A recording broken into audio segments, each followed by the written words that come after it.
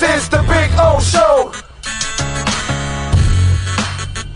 This is the Big O Show.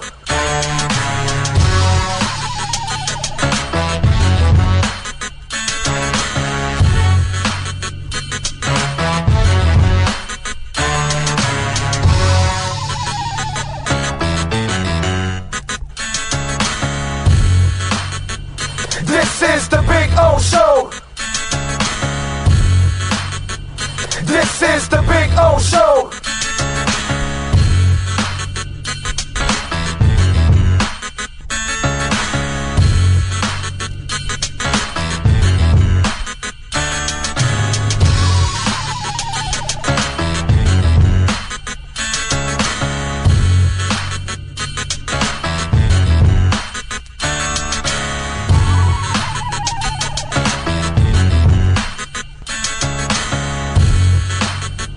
This is the Big O Show.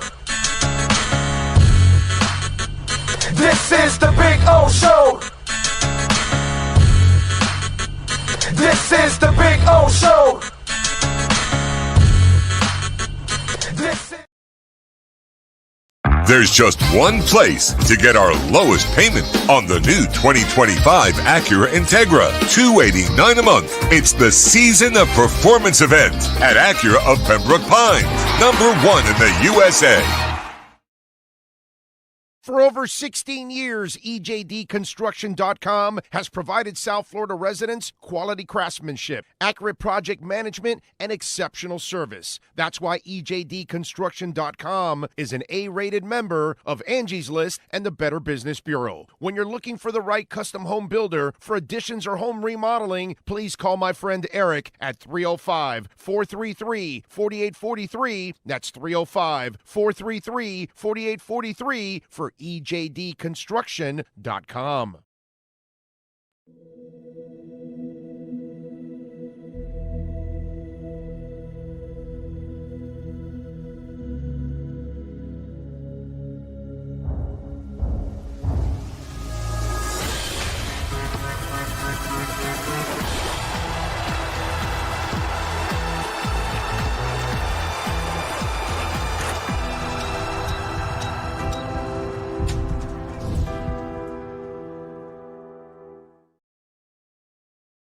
When presenting an award to an employee, athlete, executive, or fantasy GM, make sure you call Orvieto's Awards and More. For 35 years, these custom award specialists have been providing plaques, trophies, custom framing, while providing state-of-the-art laser and computerized engraving, UV printing, and glass crystal etching. They do all their engraving and printing in-house for quality control. Call Charles at 305-949-8098 or visit them at orvietosawards.com. Orvieto's Awards and More, where recognition is rewarding.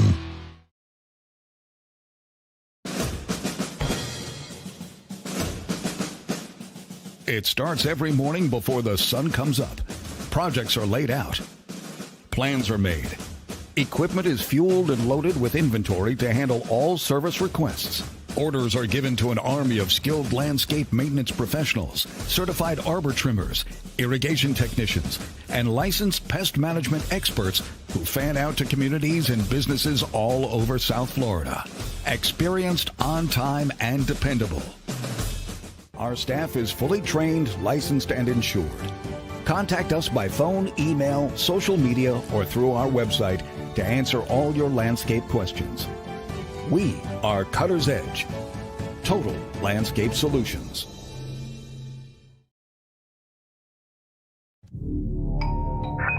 I think I know what this is. Houston, we have a package. Hello? No matter where you are, the Sloman Shield home security system guards your home. With next-gen perimeter protection, 24/7 monitoring, and interior motion sensing. And right now, get a free Sloman Shield security system and doorbell camera, all professionally installed, for free. Shield your world, the Sloman Shield.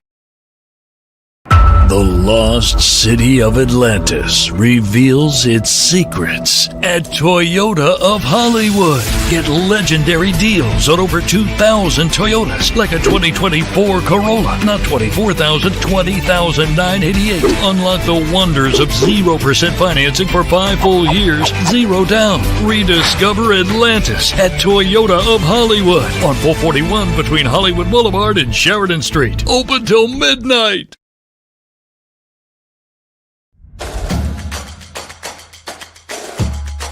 Welcome to Caneswear.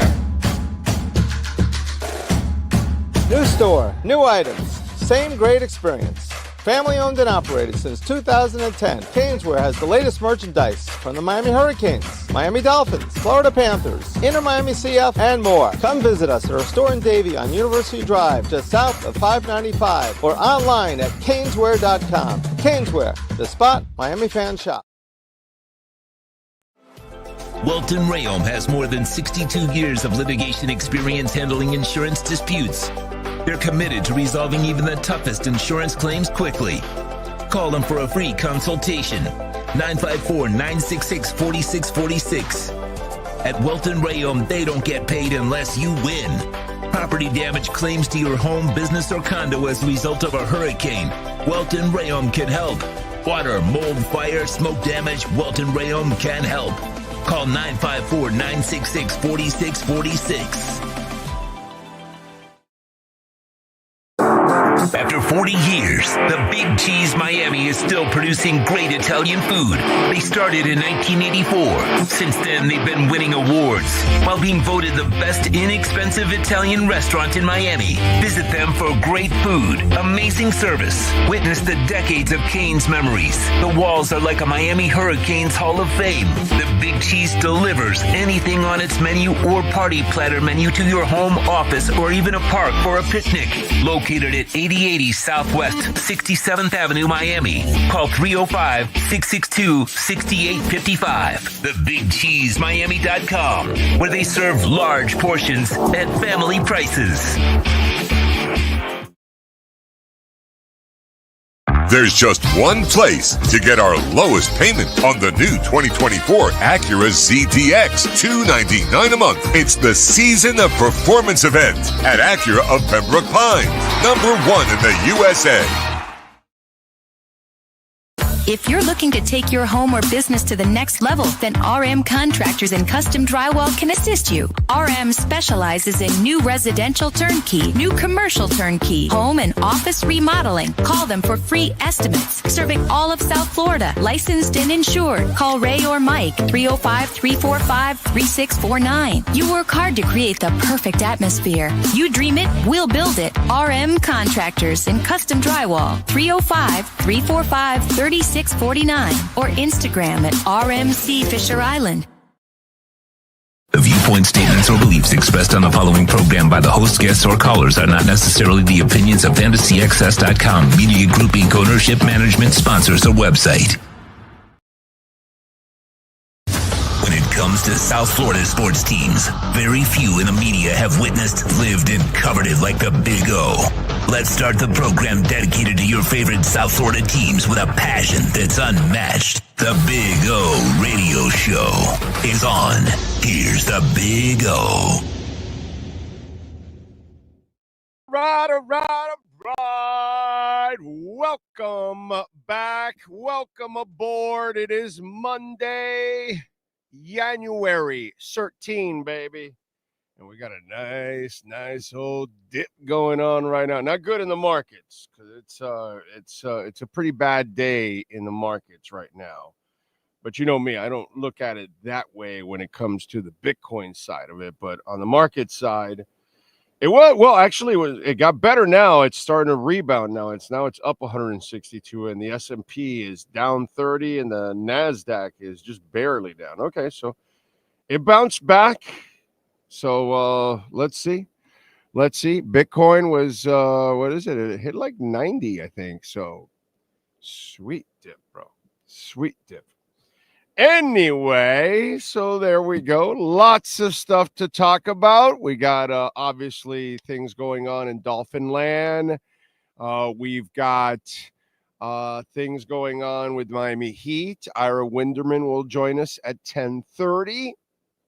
So got all kinds of stuff going on, obviously, with the Dolphins firing Wes Welker and Danny Crossman. We got to address that. Laughing at Drew last night. Drew Rosenhaus. Jesus.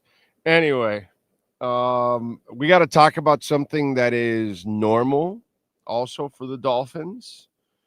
Oh, by the way, had a great time Friday night. I went out to Fort Pierce. Yeah, my crazy ass drove from West Kendall to Fort Pierce. Went with the wife. Had a good time. And we went to the Sunrise Theater in Fort Pierce to see Tesla, which, by the way, was an excellent show.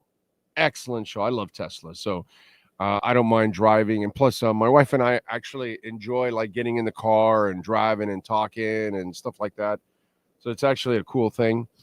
And I got to say, man, first of all, props to the people at the Sunrise Theater, because I had no idea if there was an opening act or not. And there wasn't anything on the touring or on the website or whatever, but there was opening acts during the tour. But this was the start of the tour again, so I don't know. So I sent them an email because they didn't answer the phone. It was just a recording. Those people answered back within 2 minutes and put me at ease that there was a opening act because we were driving up during traffic. So very, very good service there at the Sunrise. So remember you were looking at some stuff there, Sean, that may not have been as favorable or whatever. Really cool little theater. The acoustics are cool. Classic theater. It's got a balcony and everything. Never been to that theater. I always like doing that. Think about it. I've been to so many concerts in South Florida, all throughout South Florida, and I've never been to the theater there in Fort Pierce, the Sunrise Theater. But it was cool, man. It was really cool. I'd go there for a concert anytime because it's small, it's intimate, and it sounded good too. The videos, by the way, are all on Blue Sky and Threads and Instagram and Twitter and all that good stuff. So if you want to check them out, Tesla and the boys, I did post them, and they were good. They were good. It was really, really good. So just in case, just a little heads up for you guys, if you ever need to go to the Sunrise Theater, you will enjoy yourself. Very nice little place. And by the way, that whole downtown area there where the Sunrise Theater is, super cool.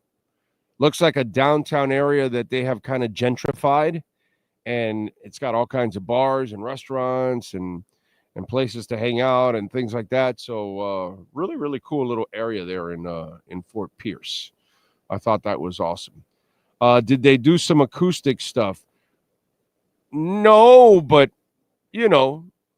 some of their songs, whether it's Paradise, whether it's a love song or something like that, has acoustic to it. You know what I'm saying? So, yeah, they did play a song before Paradise. It's from the last album that they took out, and it was just an acoustic song, actually. They did do that. I'm trying to remember the damn name of the song now. Shit. You know what? If I go to the set list, I might be able to just pick up from it right from there. That's probably what I can do. Here we go.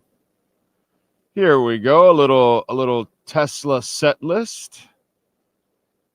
Let's see if somebody put the Fort Pierce one. They did, dude. They did. From the Heart, it's called. Right after Edison's Medicine, which is a terrific song. Man at a time, man at a time. Anyway, I can't do his voice. It's amazing. Anyway, From the Heart, it's called, and it's an acoustic song. It was really, really good. Really good. They were excellent, bro. They were excellent. This is like my, I don't know, 10, 12, 14 times seeing Tesla. I don't know how many times I've seen him. I've seen him a shitload of times. And so I never have an issue going to see Tesla. I wanted to see him today. I mean, this weekend, because they're going to come back in March to the Seminole Coconut Creek Casino, which is a little closer. And I'm thinking of going to that one too. But I'm just like, you know what, man? You never know what'll happen. The one I went to on Friday was a rescheduled one. So you never know what'll happen in March. So I'm like, you know what? I'll go up. I'll see him. And if anything, I'm available that day in March, I'll go see him again. So I'll literally go see Tesla in a couple of months again if I want to. So it'll be cool. Love it. But anyway, just so you'll know, really, really good show there. And a really good theater, that Sunrise Theater in Fort Pierce. So pretty cool. Let's see. I still remember the first time I heard Signs in the 90s. That album blew me away. Yeah, that's one of those remakes, that it's like Little Susie. Yeah, those are two remakes that they do an excellent job with. It's just perfect for them. Oh, by the way, they did Walk Away from James Gang, and that was awesome. The video's on my social media feeds. If you want, you can see it on Blue Sky or X or Threads or Instagram, whatever the hell you're on, and you follow me, you'll see that video. And Walk Away, they did a really, really good job with Walk Away. Really good job. They sounded excellent. They always do. That's why I love going to see them, because they're always good. Anyway, who's first there? I see Jeff in Long Island. Tyreek, what is it? Omar says now that Tyreek hurt his wrist versus the Commanders. Was it ever on the injury report? The Dolphins, unfortunately, have not been very good with injury reports. You cannot trust the Dolphins with injuries. They're not very forthcoming with their injuries. I was tripping out with Omar over the weekend. Was it yesterday or Saturday? He posted some shit about Marcus Freeman, and he was something like he wasn't impressed with Marcus Freeman. And I answered back to him. And I told them, how can you not be impressed with Marcus Freeman? He's in the national championship game without a quarterback that can throw the ball. That's fucking awesome. He's actually a really good coach. I said, you're looking at it the wrong way. But, my man Omar has an interesting way of looking at things that, like, a lot of times make no sense. So, it's easy to pick apart. Captain Saki is in the house. NorCal in, baby. By the way, Saki says, what a great weekend of playoff football minus our Dolphins. Hopefully we can bounce back next season. Yeah, sure. NorCal, Lamar Jackson was awesome, and Derrick Henry, without you, if you don't stop the run, you're screwed. You got to stop the run. Well, this is the weekend that we'll find out. Gus 1388, Steven Gonzalez, True Fin fan, smells like a scapegoat sandwich to me. Big Johnson, I get the special teams coach, but apparently they solved the offensive issues by firing Welker. Well, we'll get into that one. Maybe it's not as cut and dry as you think it is. Horn Dog is in the house. Jaden Daniels is a baller. Can't wait to see him against the Lions defense. Yeah, that'll be fun. Jamie Zoria. Hope everybody had a great weekend. Thank you, Jamie. Alexis Palenzuela, relentless. Big O said Vrabel. Yes, I told you. The second they fired Mayo, I told you they're hiring Vrabel, right? And I also told you that New York will hire Aaron Glenn. Okay, so, just leave it all there. And we're stuck with McDaniel. So, it's all good. Some guy goes to me yesterday on Twitter, goes, everybody knew that Vrabel was going there. And I'm like, yeah, the guy doesn't listen to the show.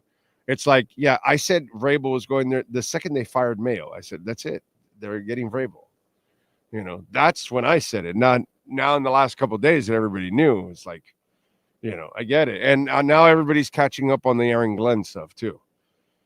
Although I wish they hire Rex Ryan. That would be fantastic. That would be awesome. Snacks and all. Let's see what else. Yep, buy that dip, One-Eye Jack. Buy that dip. Not a financial advisor, but I did. What else? What else? Please don't bring Tyreek Hill back. That malcontent. Yeah, they're stuck with him. You know, like some of you guys need to pay attention to the show and listen instead of listening to all these other idiots out there that are just looking for clicks. You know what I'm saying? They look. People know that follow know that they're stuck with Tyreek and they can't go anywhere. So those of us, you know, that actually have some balls, we're gonna. It's like the whole Chris Greer's gonna retire stuff. Instead of the media just calling out the report for what it is, complete bullshit. No, they don't do that. They attribute the report to CBS and say, well, CBS is reporting that Chris Greer could retire, so then they can aggregate the story and add to, well, you know, if CBS is right, well, if they retire, then they could go in this direction. Just to add filler bullshit and add a bullshit story to a bullshit report. That's what we have in our media.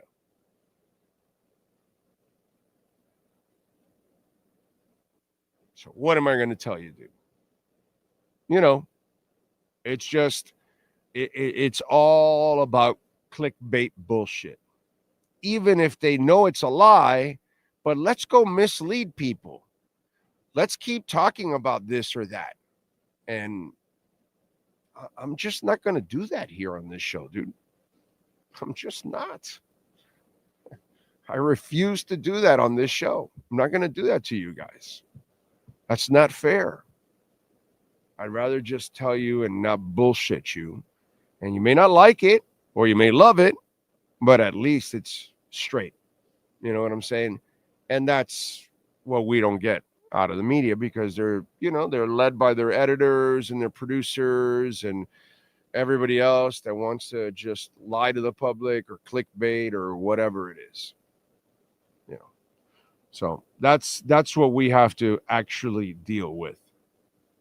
And so now, instead of people actually doing your job and understanding the Dolphins are stuck with Tyreek, you have people like Cosa Nostra, please don't bring back Tyreek Hill. So now you're just killing yourself with stuff that makes no sense.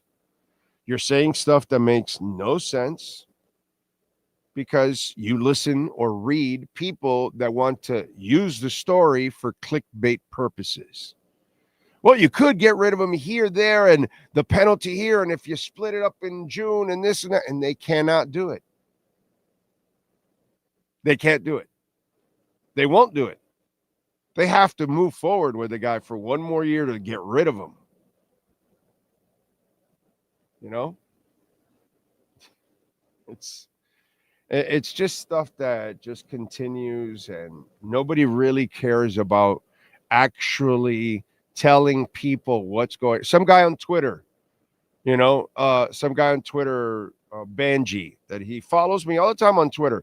You know, I'm starting to think that I really should not be responding on Twitter anymore. I think I'm getting to that point almost. It's going to get close. You know why? Because people keep asking me shit that I talk about on the show all the time. So it's like, oh, well, the whole Tyreek thing now, that people quit and take plays off, that they do that now. And I'm like, bro, I've been talking about it on the show for a couple of months. Back to the Green Bay game. What date was the Green Bay game, Sean? When I talked about how Tyreek and Waddle just checked themselves off and they put two backups for, a couple months now? And it's like, man, if you don't listen to the show and then I got to repeat everything on Twitter, it's just like, it's tiresome, to be quite honest. And it's like, yo, dude, listen to the show, bro. You know, this isn't anything like new. What Tyreek did is nothing new. It's been going on for a long time.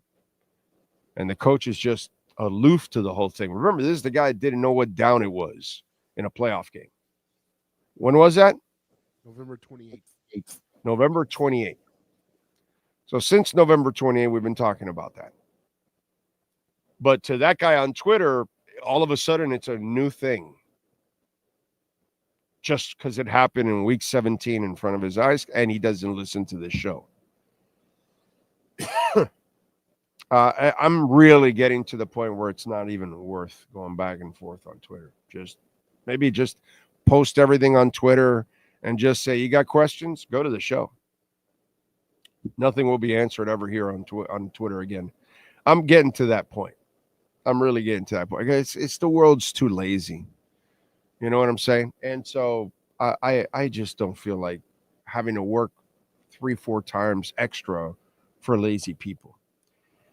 Revo 13, Aquavision on the Beck transfer. Oh, man, that sucks. Hannah's not going to be around. Although I was thinking about this now. I was thinking it was Haley, but he's going out with Hannah, not Haley. Haley's the one that's going to get drafted. Hannah won't get drafted. So Hannah can't stay here and be in the stands to watch. So, I didn't think about that. I overlooked that. I thought maybe Haley, and then she's going to get drafted. And so I figured, okay, he'll commit to the Notre Dame, or what was the other team that was interested in him in that area? It was Notre Dame and somebody else. Who the hell was it that was in that area? Was it Ohio State? That's it, Ohio State. I said, well, Cavender, will get drafted by the Fever. Haley, not Hannah. But he's going out with Hannah. So that's a little different. Hannah's not going to get drafted. So Hannah will probably be hanging around here, Hannah, next year. So it works out. It works out. Brother, the Beck transfer means it's pretty simple. Okay? It's pretty simple. It's great that you got the Beck transfer. The tight end you got also, I don't know, whatever the hell his name is. Whatever. I'll learn it throughout the season. Corey Heatherman, you get as your defensive coordinator, and he did very well in Minnesota and all that good stuff. You still have the same head coach, right? It's still Mario Cristobal. Okay. Let's go back to my buddy Omar Kelly here. Okay, since he made a comment on Twitter, it made me laugh about Marcus Freeman, right? And I'm like, dude, Marcus Freeman's kicking ass. For him to get to where he's at with a quarterback that can't throw the ball, it's pretty awesome. Go look at Mario Cristobal. He had a fucking magician, and he couldn't even get to the ACC championship game. So you're stuck with Mario Cristobal, who, by the way, man, I was dead wrong about Mario Cristobal. Holy shit, I was dead wrong. I thought he was going to be the guy. And I got to say, those of us that wanted Mario, we're wrong. And I hope he proves us right, but the Carson Beck thing doesn't mean shit to me, dude. Is he better than Cam? Because Cam erased a lot of shit, and you still couldn't get to an ACC championship game.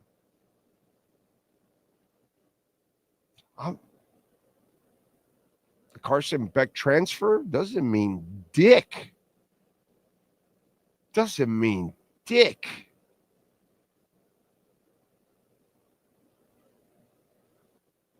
None of it means anything to me, dude. At all. Because the coach. What, you think there's a fucking difference between Mario Cristobal and Mike McDaniel? Brother, they deflate all my enthusiasm. I mean, listen, who's the one that asked about it? Alcovision. Dude, if you want to lie to yourself, that's kind of what this society is all about. People just want to be lied to constantly. They want to be told something. They want to step into that echo chamber. So if you want me to lie to you, you can go ahead. But last time I checked, Mario Cristobal is still the fucking coach. So until I see something from Mario Cristobal, I don't give a shit who you add, bro. Jimmy Johnson had the best Canes team I've ever seen in my life. And his stupid ass just stood there on the sidelines watching Vinny choke-ass Testaverde throw one interception after another, and completely fuck it up and give away a championship when all he had to do was hand off to Highsmith. And that team was loaded. Loaded. I argue it's the greatest Canes team ever, and they didn't win a national championship. Put it that way. Better than 01, better than 87. I mean, better than 89, better than 91. Yeah. I argue that 86 team, best. And Jimmy Johnson completely fucked it up. Major stupidity by his ass. I mean, that is some of the dumbest coaching I have ever seen in my life by Jimmy Johnson. One of the more overrated coaches in the history of the game. And a quitter, by the way. We'll get to that, since it's a theme. So great coaches can screw up the situation they're in. Good coaches can screw it up, and mediocre coaches can't handle it. And I'm going to go with the latter when it comes to Mike McDaniel and Mario Cristobal. I am down. If you haven't picked up on it, brother, I am as down as I could possibly get on Mario Cristobal. I'm embarrassed, put it that way, that I suggested Mario Cristobal. Seriously, I'm embarrassed. It's like, whoa, that's bad. And you know what it is? I don't watch Oregon football every day, or every week, that is.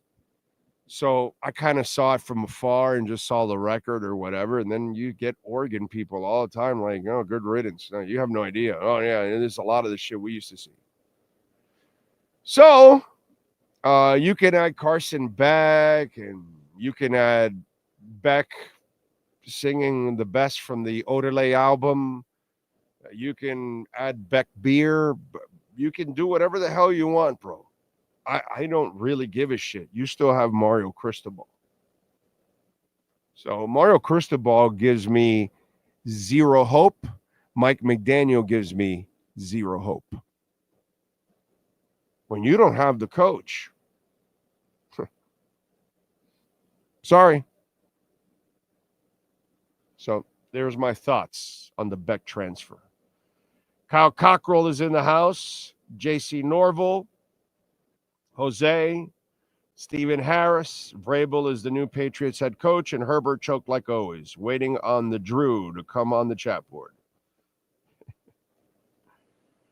Let's see. Big O, I hit that like button, held it like a fatty. Rip. Love it. James Vivinetti, Dolphin Dave, Giovanni, Brian Landis, Ray Varnicus. The Crossman firing that was good. That was good. Armando Justo, Lisa Rose, Dolphin Don, Ty in the Bronx, Pat in Asheville. Little known fact, Elon Musk founded the band Tesla in 1981. He was only 10. Nice.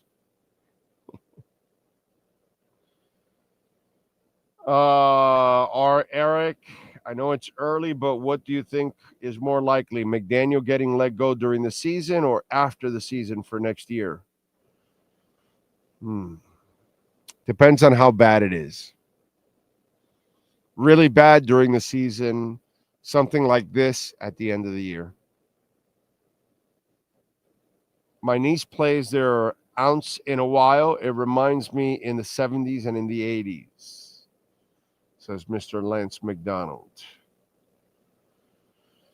Welker didn't do anything outwardly egregious other than Tyreek and Waddle dropping a lot of balls. I think there was probably a disagreement either with McDaniel or Tyreek.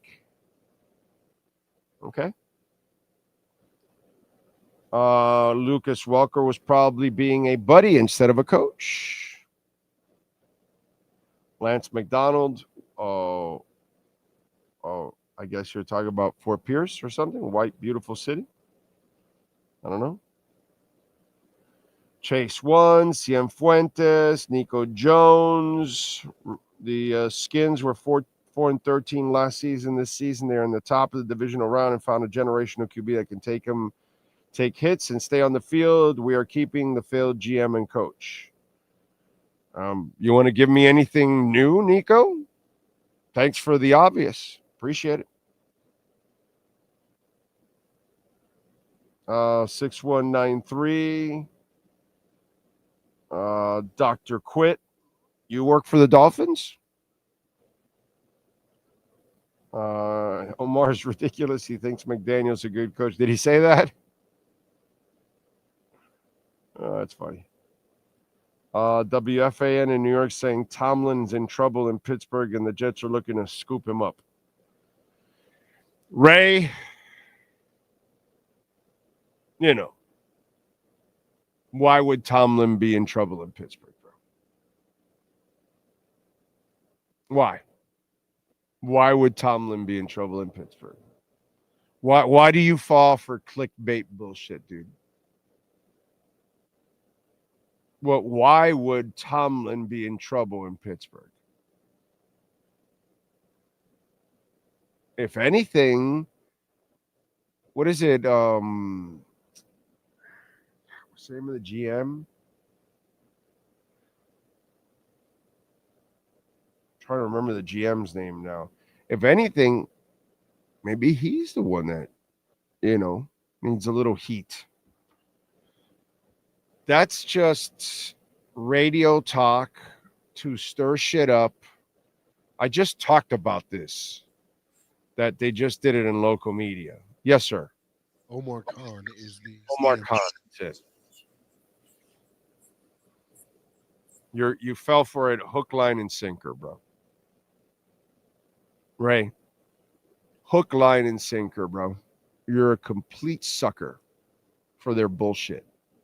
They need to talk about something, so they create bullshit about Tomlin, and there's no reason to fire Tomlin. He overachieved again, and there's nothing wrong with him. Why? Because George Pickens is the same fucking head case that every other wide receiver they draft pretty much.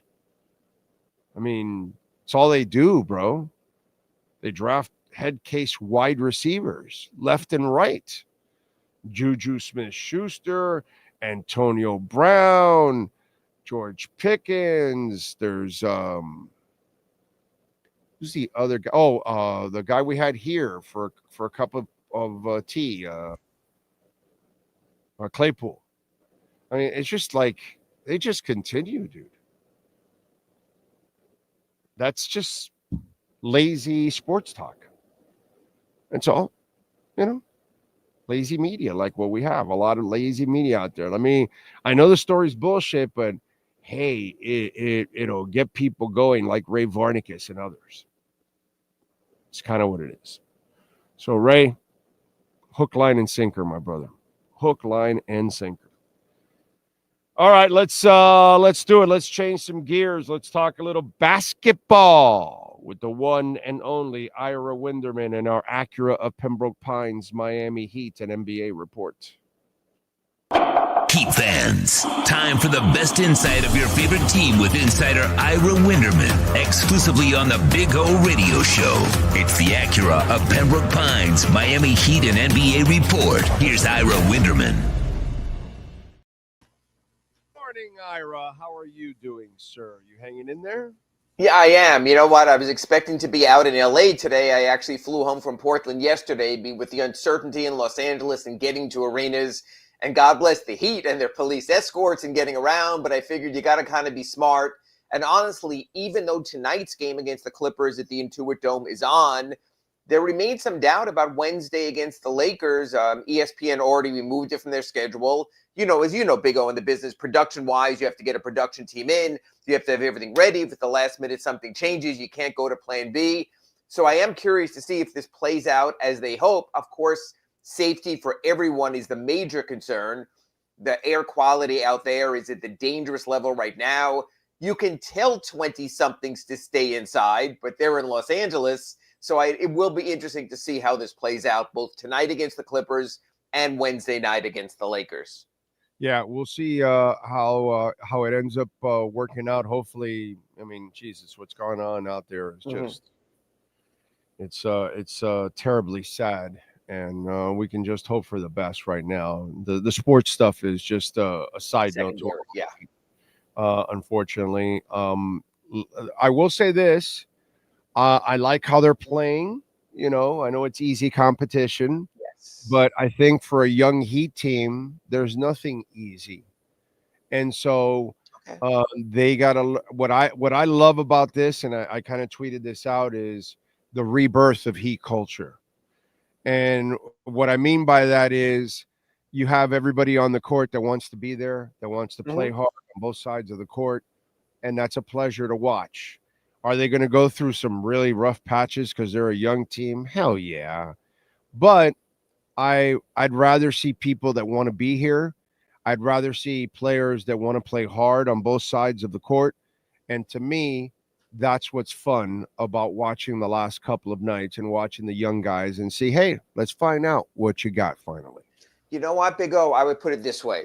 Temporarily, I agree with you. There is a good vibe on the court. There is a good vibe in the locker room. There is a good vibe away from the game. And then comes Friday. And then everything might change. And this Jimmy thing, the suspension actually accomplished what Andy Ellisberg and Pat Riley and the Harrisons wanted. Take the problem away from the team. Let's see what the team can be away from the problem. And it's been good, and it's been good. But this thing is going to come to a head on Friday against the Nuggets if Jimmy is reinstated and also expects to come back as the leading man. Say what you want about Tyler Hero. He is not a two-way great player, but he's becoming a one-way great player with his offensive game. Say what you want about Bam Adebayo, super role player, who also is a great one-way player. The offense is struggling.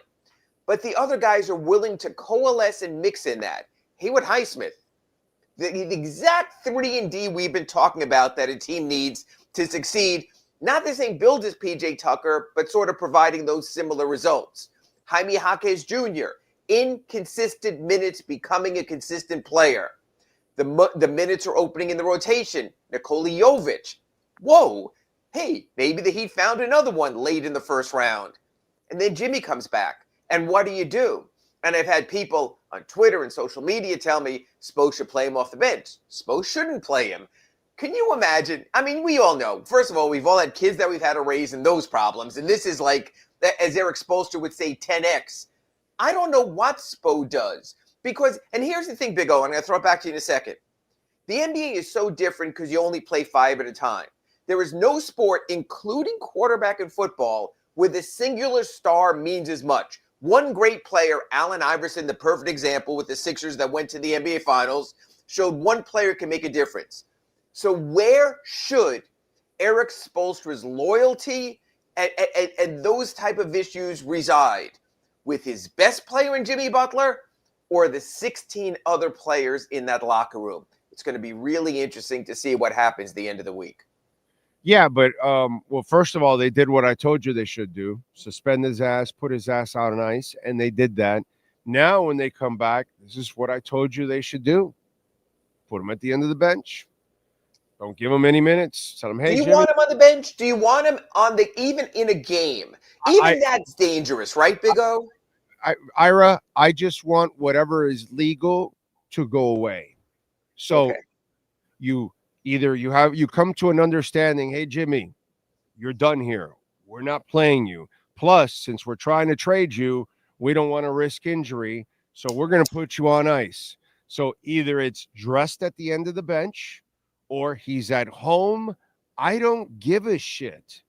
But if I'm the Miami Heat and Eric Spoelstra, I have moved on and I am done. Okay? I'm not going to give him the pleasure of disrupting my team. I'm not going to give him the pleasure of trying to build up his value. I'm not going to give him the pleasure of trying to manipulate the situation like he already has by putting the kibosh out there with all the other teams and trying to direct himself to the Suns by forcing the Heat to take bad deals that they don't want to. So if I'm the Heat, it's time to be a dick. Okay, here's the deal, and that's fine. And Big O, I am going to allow you in this moment to be Eric Spoelstra and Pat Riley and Andy Ellisberg and Adam Simon and the rest of the front office. And when Mickey Harrison goes to you, I am not paying someone $500,000 a game not to play. I am paying him $500,000. I want him back on the court. He's going to tell Jimmy that, I believe, on Thursday. There'll be a meeting before this comes to a head.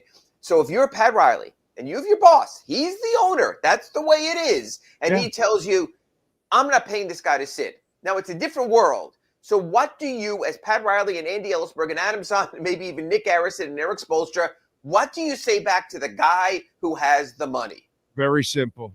He's been sitting the last 2 years, and we've been paying him anyway. Even when he plays, he's sitting. Even when he's out there, he's disruptive. And he's disruptive to us, not to the opponent. So we've been paying a guy for 2 years and 30-something games to not try in the regular season anyway. So we're going to move on, aren't we? At the end of the year, he's going to move on, isn't he? So let's start moving on right here, and let's find out who we have so we have a better feel at the end of the year who we want to keep and who we want to move forward. So that's what I would tell the owner. Brother, you're a billionaire. You know, Ira, you and I have had this conversation before. Crying poor, it's not a good look. I don't think it's crying poor. I think it's in any other business. I know it's a different business, Big O. In no other business do you pay someone not to show up for work. Too bad. Too bad. That in this business you do. In this business, it's happened in sports that you part ways with people, or you got a fat guy in New Orleans that doesn't try, and yet you're stupid enough to give him that extension, and now you're paying the price for it. It happens with Kyrie Irving, who wants to check out and go. It happens all the time in this league. So this is your turn.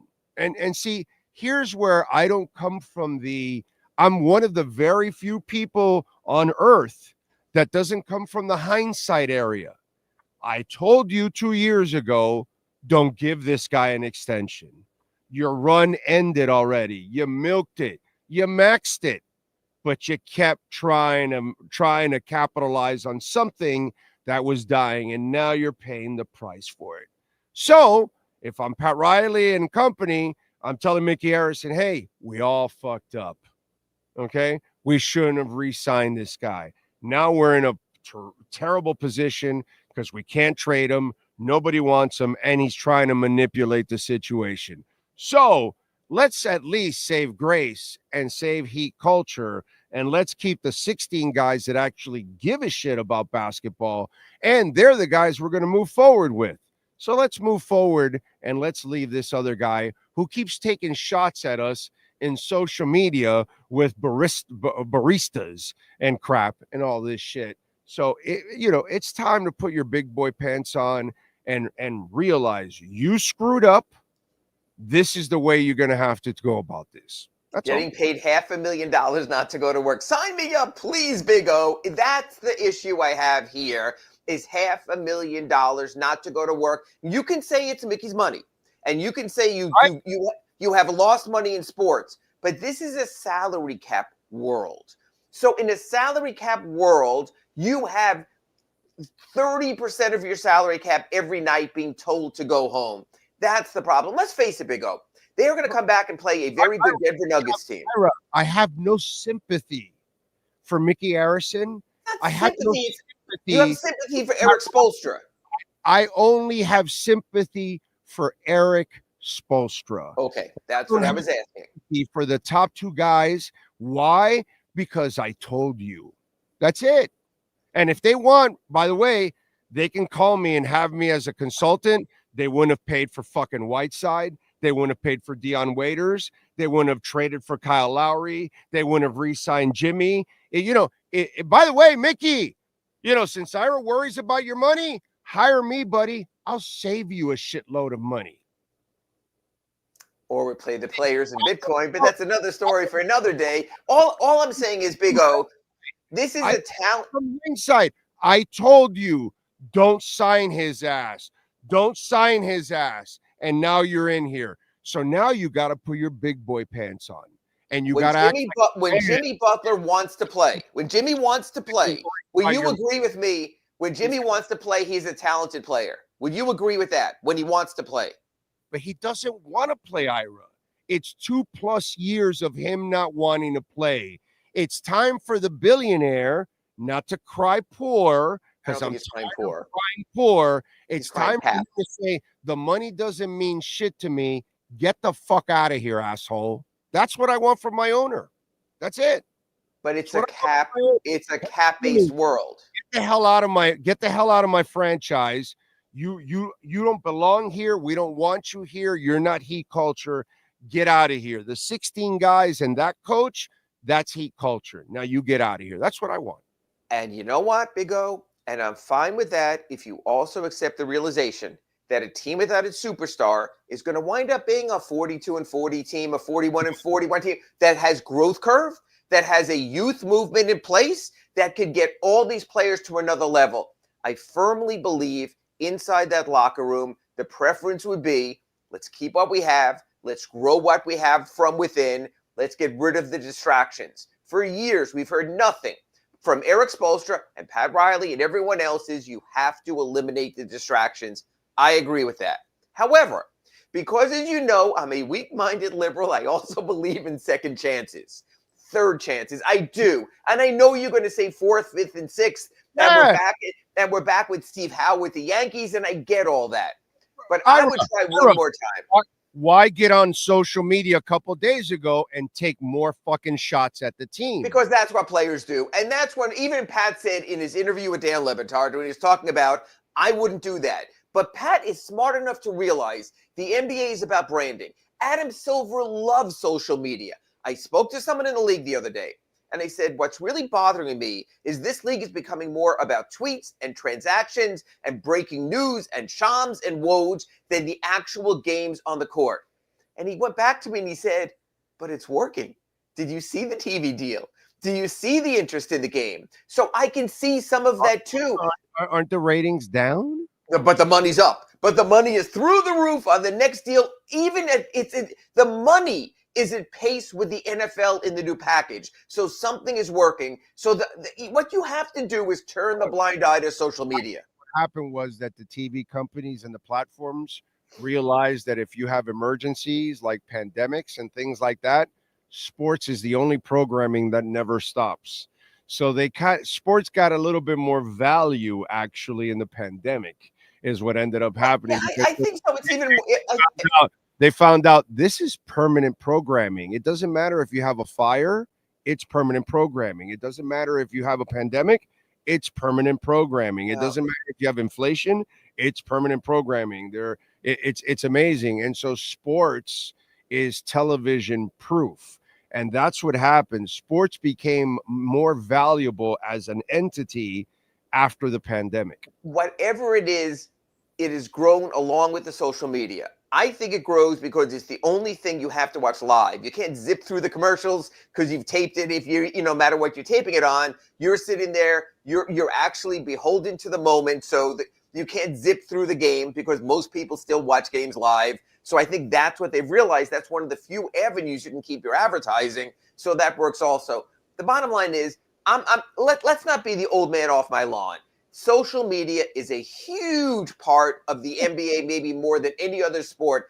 I think the old boys club in football can legislate that against that in the NFL. They can tell you what to wear, what to say, what to believe in, how to voice. The NBA is the liberal sport out there, is more open to player empowerment. So you can't put that back in the box that's out there right now. I don't care what. Jimmy's always done the social media thing. Jimmy, even in the best of Heat times, has been out there like that. What I care about is the distractions on the court. That's why I'm so curious to see what happens on Friday. And you know what, Big O? You will, I will, Pat Riley will, and the fans all will be watching every move by Jimmy Butler. Those that can say a center.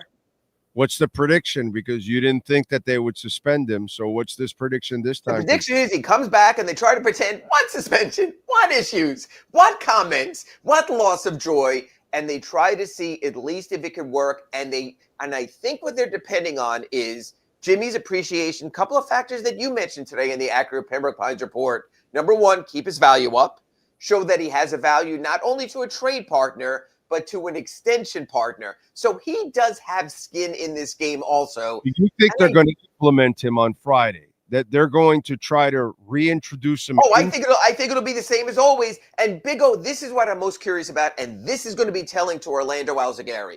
When they do the introduction. A huge mistake. I am watching Jaime Jaquez grow into the Jimmy Butler role. Not as good.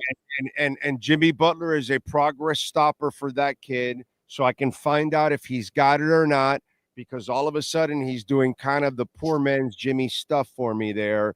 Sure. I'm not a fan of I will disagree. So, Big O, I want to ask you this question. So they go through the announcements, and they announce the lineup, and they announce Hero, and they announce Highsmith, and they announce Bam. And then finally, because I'm sure it'll be the same order, when Michael Biamonte goes a number 22, Jimmy Butler. What I'm telling you is the fans are still going to cheer. And it's going to be a loud ovation. I think it's going to be mixed. I don't think it's going to be. That's what I'm curious. That's what Ira Winderman is curious about on Friday at Kaseya Center. How is Jimmy perceived? That will send a signal to Mickey Harrison, Nick Harrison, Pat Riley, and Andy Ellisberg. So Heat fans, if you're listening here in our accurate Pembroke Pines report and you want to vote, not all-star vote, but literally survivor style, who gets voted off the island, I think it's going to be very interesting to hear the reception that Jimmy Butler gets on Friday when he makes what I believe will be an expected return. So how about the team? Because what they say or what they feel. Two different things, Orlando Alzagari. What they say or what they feel. Here's what pisses me off, because I've done this job for a long time, and I've done what you do, walking into there and dealing with these people every day and all that. And so these young guys have played 3 pretty cool games. Again, I know the competition isn't anything special, but they're young, they're untested. They're on the road, they're winning all 3 of these games, right?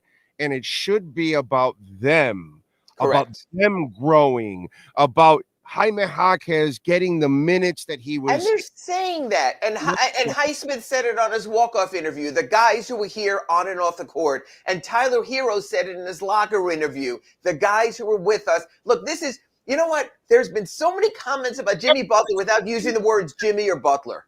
Yeah, that's not fair to these guys. And then they've got to handle and talk about the entire soap opera instead of, hey, man, let's talk about their performance the last 3 nights. Let's talk about the highs and the lows, even in that last game when they were trailing and then they had to come back and all that, little character and all that. Let's talk about that. Let's talk about some of the effort that's happening, on the court. And instead, it's not that you're trying to be a dick or anything, but your job, you have to now ask about. Absolutely. And it's unfair to Spoelstra. It's unfair to those players. And this is why the people up top, they have to rip the scab off, dude. They have to rip the scab. By putting him back, you just disrupt everything again. Wow. I'm going to use a different word, Orlando. I'm going to use delusional for this reason. There are 2 thoughts to this process. This is what you went through and personified, and I can understand that. But the Heat have always been delusional that, if we get in a playoff series, give us a punch of chance. So, Big O, this is what I want to say. Sure. Are the Heat delusional to the point that what they have seen in these last 3 games, again, even Sacramento, they certainly fought the good fight. But anyway, is the Heat thought, okay, let's take what we had in these last 3 games, and now you inject a 6-time All-Star in there. Does it lift it to another level? That's the delusion of it. Do the Heat say to themselves, Mickey Harrison, Pat Riley, Nick Harrison, Andy Ellisberg say, okay, we're now here. We're 3 games over 500. We've won 3 in a row. With Jimmy Butler, are we even better? Here's the weird part. In almost any other scenario, if I told you, Orlando Alzagari, your team is playing well, and I'm going to put a 6-time All-Star back in there, as if Jimmy was coming off injury, you go, Ira, I'm really curious to see what happens next with this team. This is such an unusual situation, It might be the first time ever a team has said, 6-time All-Star? Let me think about that and get back to you. Right, because it's a 6-time All-Star that isn't trying, that doesn't care. He doesn't want to, he doesn't want to be here. So if you don't want to be here, then why am I going to put somebody out there when I'm watching everyone that's starting and coming off the bench playing hungry and playing for each other, dude? I had fun, but again, I have a realistic approach to it. I've told you, I'm good with resetting. I'm good with taking a couple steps back and not being that good for the next year or two or something. I get it, dude. I understand. I'd rather you get your cap space. I'd rather you try to get picks. I'd rather you draft. Actually, if you can't even grab a bunch of picks and find a young star, I don't mind you guys drafting. Mm-hmm. I think you'll find this. I think you'll hit on a star eventually. Actually, I really do. I think you'll nail on one in the draft, and the guy that's on the sidelines will develop his ass into a stud. I really feel that that'll end up happening. I'd rather go down that path and turn the page already, but I guess they're not willing to turn that scab off. I just think there's the delusion of, as good as we are, you add talent in there, you're better. We can control the talent. Like you've said, Orlando, they haven't controlled it this season. They haven't controlled it at times in previous seasons. Jimmy Butler is a highly talented two-way player. And as I wrote in one of my Ask Ira questions today, the real issue for the Miami Heat this season, like we spoke about at the top of our Accurate Pembroke Pines report, they don't have enough two-way players. They have Bam, a great defensive player. They have Tyler, a great offensive player. You go through this roster, they have Hayward, a defensive player. They don't have two-way players. Jimmy Butler, at his best, at his engaged, is a great two-way player. You win in this league with two-way players. Right now, that's the problem. So they could use someone like Jimmy Butler from a basketball standpoint. But like you say, how crippling from a non-basketball standpoint is that going to be to the mix? That's where the Heat need to meet with a really good sports psychologist and figure that all out. All right, wrap it up with this. So trade-wise, because all this other sabotage on his part, with other teams, and he's trying to just funnel it all to Phoenix, and yet Phoenix doesn't have anything to give back except Beal, and Beal still has to waive his no-trade clause, plus they don't want him here. So what are we looking at trade-wise? Because it just there are 4 or 5 teams that Bradley Beal would waive his no-trade clause for. You have to work. Andy Ellisberg, like we speak every week about here, is as good as anyone, is finding all the pieces and making them work. There is, I know it's been reported otherwise. There are deals there for the Miami Heat. Are there the deals that they want? Are there the deals that in a typical situation you'd say, okay, this is equivalent? No. But if Big O and people like Big O feel that you can't stop picking at the scab and you have to remove the wound, there is at least something that the Heat can get in return to get rid of the problem and still start building to the future, whether it's draft choices or expiring contracts. There is an escape hatch here for the Miami Heat by the February 6th NBA trading deadline. Will we look at it and say that's not equivalent? Absolutely. Could we look at it and say it still puts the Heat in a better position than they are right now?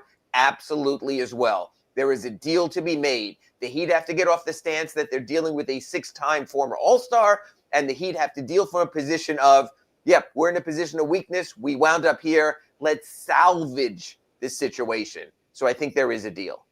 Okay, so, but wait a minute. If you think there's a deal, which is the team of those 4 or 5 that you're hearing that could? And 2, the flip side of that, Jimmy apparently just wants to go to Phoenix. So will he disrupt that also? I think Jimmy, as much as he wants to go to Phoenix, wants to go somewhere where they're going to pay him or where he can rebuild his value to earn it on the market. So I think there are multiple places. I also think the Heat have to take the approach of F it. If we find a partner who's willing to take a chance, this comes back to what happened to Kawhi Leonard in Toronto. The Raptors were a team desperate for relevance. They rented Kawhi for a season. They won their championship, and then he bolted for the Clippers. And you know what? The Raptors would do it again. The same thing for their one shining moment. So I think there could be a team like that. There are scenarios that he can get draft choices. There are scenarios that he can get expiring contracts. Whether you like the names of John Collins or Colin Sexton or Alonzo Ball There are names out there that you could bring in with contracts with 1 or 2 years maximum on them that wouldn't impact the rebuilding you want going forward. You can flip players. You can get under the tax. There's creativity. Is it the kind of trade that you say Jimmy Butler resume against these resumes? No. But like you said, that ship has sailed. All right. I got Excuse me. Sorry. Sean, can you edit that out? What do you got going on in the Sentinel? Well, besides being allergic to Jimmy Butler trade rumors, I wrote a story about how Josh Richardson is waiting in the wings. And the problem is Josh would have been the perfect answer when Jimmy was out. A two-way player at one point in his career. Not the same player, but he is working back. So I'm dealing with that. Waiting to hear from the Heat later about the experience in LA and what they're going through and what might come next. And sort of rolled my ass, Ira, like we've been talking about. Jimmy Butler's like a box of chocolates. I even ran the picture from Forrest Gump. You don't know what you're going to get when you reach in there. You can get something gooey and chewy and something that's satisfying, or else you can get one of those crappy cherry things that drips all over you. That's the problem. Jimmy Butler very much has been like a box of chocolates for the Miami Heat. I would consider it more like, I don't know what it was, but did you ever watch the movie Flash Gordon? Yes. So when they go into the people in the trees, there's this one thing where they have to reach into the stump, and there's something there that might sting you. Yeah, that's kind of like, I don't know what that thing was called and all they did, but that's Jimmy Butler right there.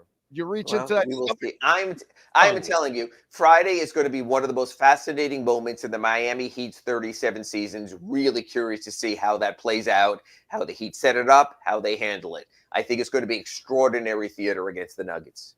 Did we understand Jimmy? Did he say he lost his joy, or did he lose his Joy Taylor? All right, follow him on Twitter at Ira Heatbeat. Make sure you subscribe to the South Florida Sun Sentinel for all of his coverage. Ira, we will catch up next week, my friend. Speechless. Thank you, Ira. You got it. By the way, Acura Pembroke Pines, they got it going on. We were there on Friday. Yeah, Larry Schlossberg and the boys kicking some ass. Customer appreciation sales event going on right now. The ZDX, $449 a month right now, 0.9% financing for 72 months. The 2025 Integra, you could get it for $339 a month and 3.9% financing for 60 months. The RDX, that thing is a tank. My wife has been driving hers for now on the 15th year. It's amazing. Like, I would still be driving my TSX if I didn't totally. Okay, if it wasn't for my dumb ass, that car would have lasted forever. I mean, it's amazing.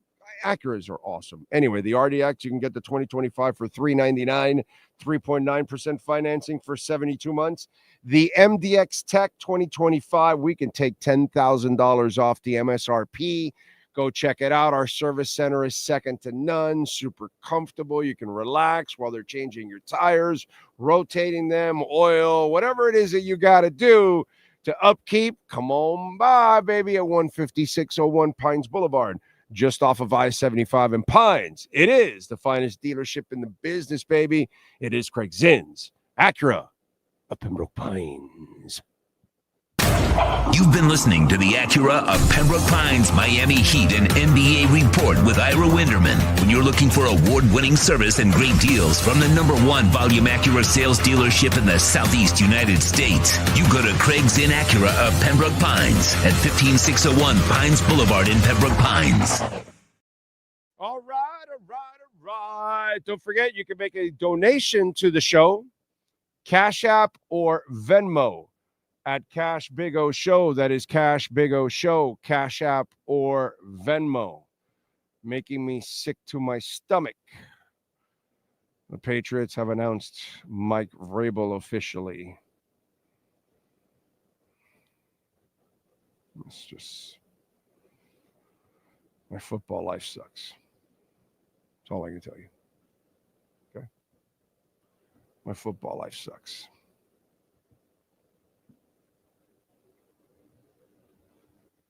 Anyway. Oh, Lord. Anyway, you can make a donation to the show, Cash App or Venmo at Cash Big O Show. That is Cash Big O Show, Cash App or Venmo. And there's a Bitcoin dip right now, so you can make a Bitcoin or Ethereum donation right now. We love that. Appreciate it. And you can make a donation through PayPal also. Use the QR code. Send in your questions, comments, insults, whatever, maybe even a compliment. Ohio John, thank you for the love on Venmo. He says, Ramsey doesn't seem like a guy that says much. We all know he plays hard on the field, but is he viewed as a guy that coaches up young guys or can talk to guys like Tyreek? John, I don't think Tyreek is reachable, to be quite honest. And that's a problem. So that's where our issue is right now. I think a guy like Ramsey, a guy like, Armstead, Chubb, people like that can easily reach Tyreek. But is Tyreek reachable? I don't believe so. And that's our problem right now. You're talking about a guy that is unreachable. So that's the real problem. Tyreek's issues are because of Tyreek and his ignorance. Did you guys catch Drew Rosenhaus yesterday on Channel 7? I mean, those segments are it's just high-pitched softball every week for how many, 20, 30 years that he's been on there. It's just high-pitched softball, never challenge him, nothing whatsoever, because they can't, obviously, But, wow, what was it? Di Pasquale's asking, well, what can they do about the discipline? And, Drew just goes on, and no mention of Tyreek, because obviously the person that lacks the most discipline on the team is Tyreek Hill. And the agent that represents him, you know what I'm saying? Zero credibility, dude. It's freaking amazing. Zero credibility. And nobody represents more clowns than that guy. Anyway, yeah, NBA ratings are in the tank. You are correct, Nico. Ira could talk about the money, and they do that also with baseball. Baseball and basketball have lost so much. You could tell me whatever you want. Don't tell me that the same amount of people are watching. Less people are watching baseball. Less people care about baseball. Less people care about the NBA. The games are headed in the wrong direction. Jermaine says, this is a bad look on the Heat. No stars are going to come in here after seeing how Pat treats star players. Star players will come here and they'll play hard and they'll have success. And that's all they ever give a shit about, Jermaine. And if you're worried about some punk that, wants to get his way, that's not who you want here. Anyways, that's all. Jimmy Butler, I'm sorry. Where did he have this success anywhere else? I don't know. Nowhere. That's what the Heat are going to say. So the Heat is not the problem. In their culture, their personnel decisions, that I won't argue with you there, but their culture isn't a problem, dude. I'm not siding with malcontents. I'm not siding with punks. So if we have, Fat Boy New Orleans, and he's too sensitive, and Jimmy Butler, it's the same bullshit that's happened to him in every stop that he goes to. So I'm not sure what you're watching, Jermaine, but I'm watching the Miami Heat. They're an organization that constantly has success. They have the best coach in the NBA. Players that come here have the best success they've ever had of their careers. By the way, did LeBron ever match anywhere else what he did here? No. How about Bosch? No. Okay. Anyway, so let's pump the brakes on that. I can pick on the Heat for some of their personnel decisions, and I have. And again, none of it hindsight. None of it hindsight. Okay? Lots of other people have to write and talk about it in hindsight, but not yours truly.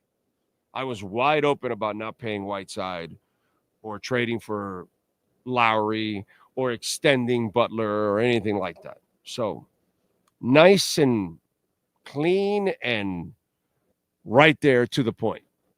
That's what we can pick on the Heat for. But their culture, nothing wrong with that. Get people who want to work. That's all. Aren't chocolate boxes labeled with the content it contains? Russell Stover.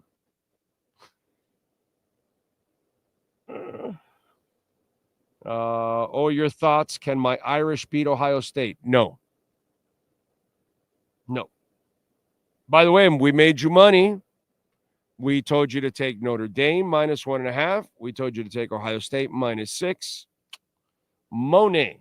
And we're taking Ohio State -7.5 right now. I'm not going to bet it because I'm hoping it goes to 7 so I can then really take it and load up a little bit more. But at 7.5 right now, I'm doing it. And when I jack, I just don't see Ohio State losing to a guy that can't throw. So, sorry. Again, Freeman, he's a monster. To get to this point without a quarterback, that's impressive. Big O, is there any way the head coach of the Dolphins can get better? Oh, well, yeah, there's a lot. But do you have a genie?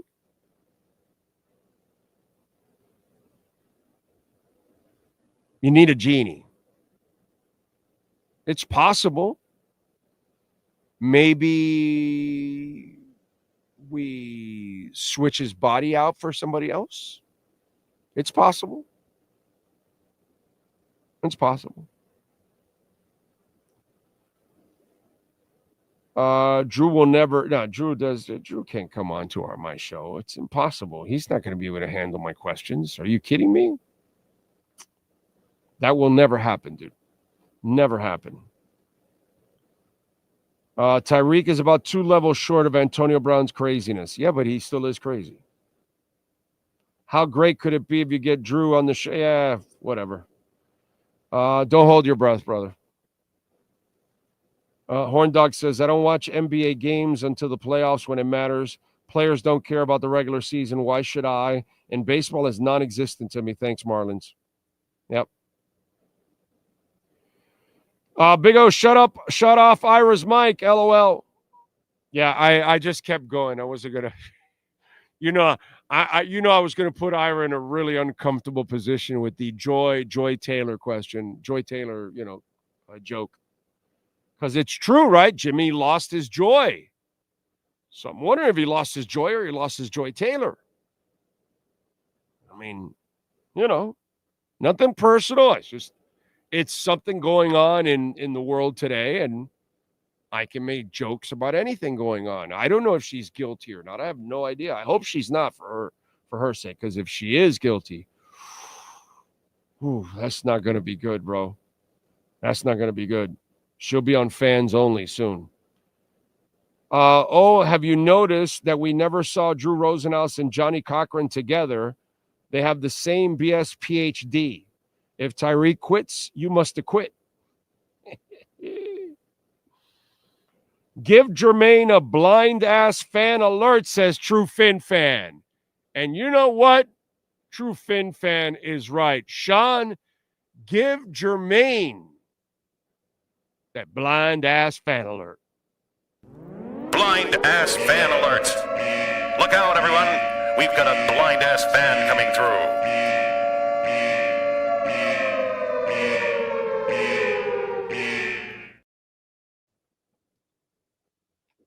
I like it. True Fin Fan. Way to be awake out there. Jermaine siding with these soft-ass players. The hell is that? Let's see. The Heat have personnel and cap issues, not a culture or coach problem. Dolphins have failed at both. Nico again? Strikes. I dream of Genie. Maybe not McDaniel. As a young man, I constantly was dreaming of Genie. I constantly was dreaming, please, please, trap me in the bottle with her. Trap me in that bottle.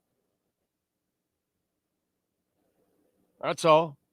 Don't need anything else. You got it?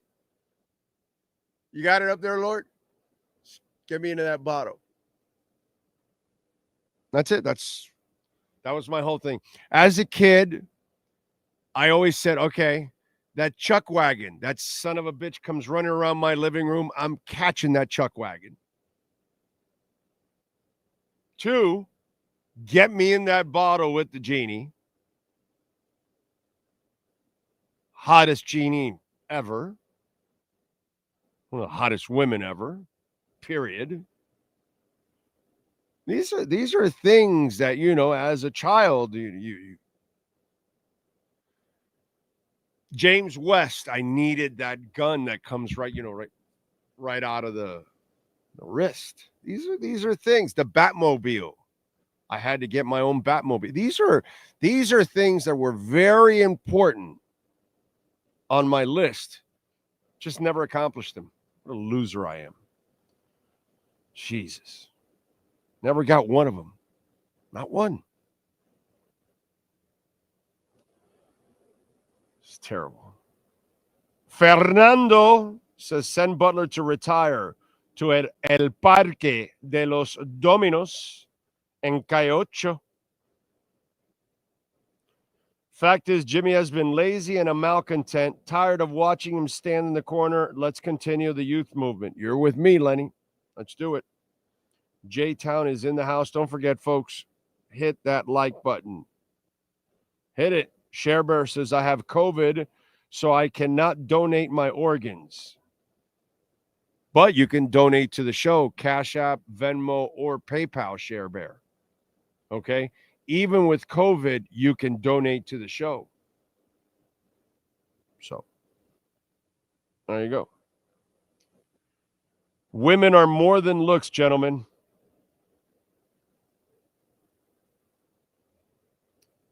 This guy trying to make some kind of sense or something.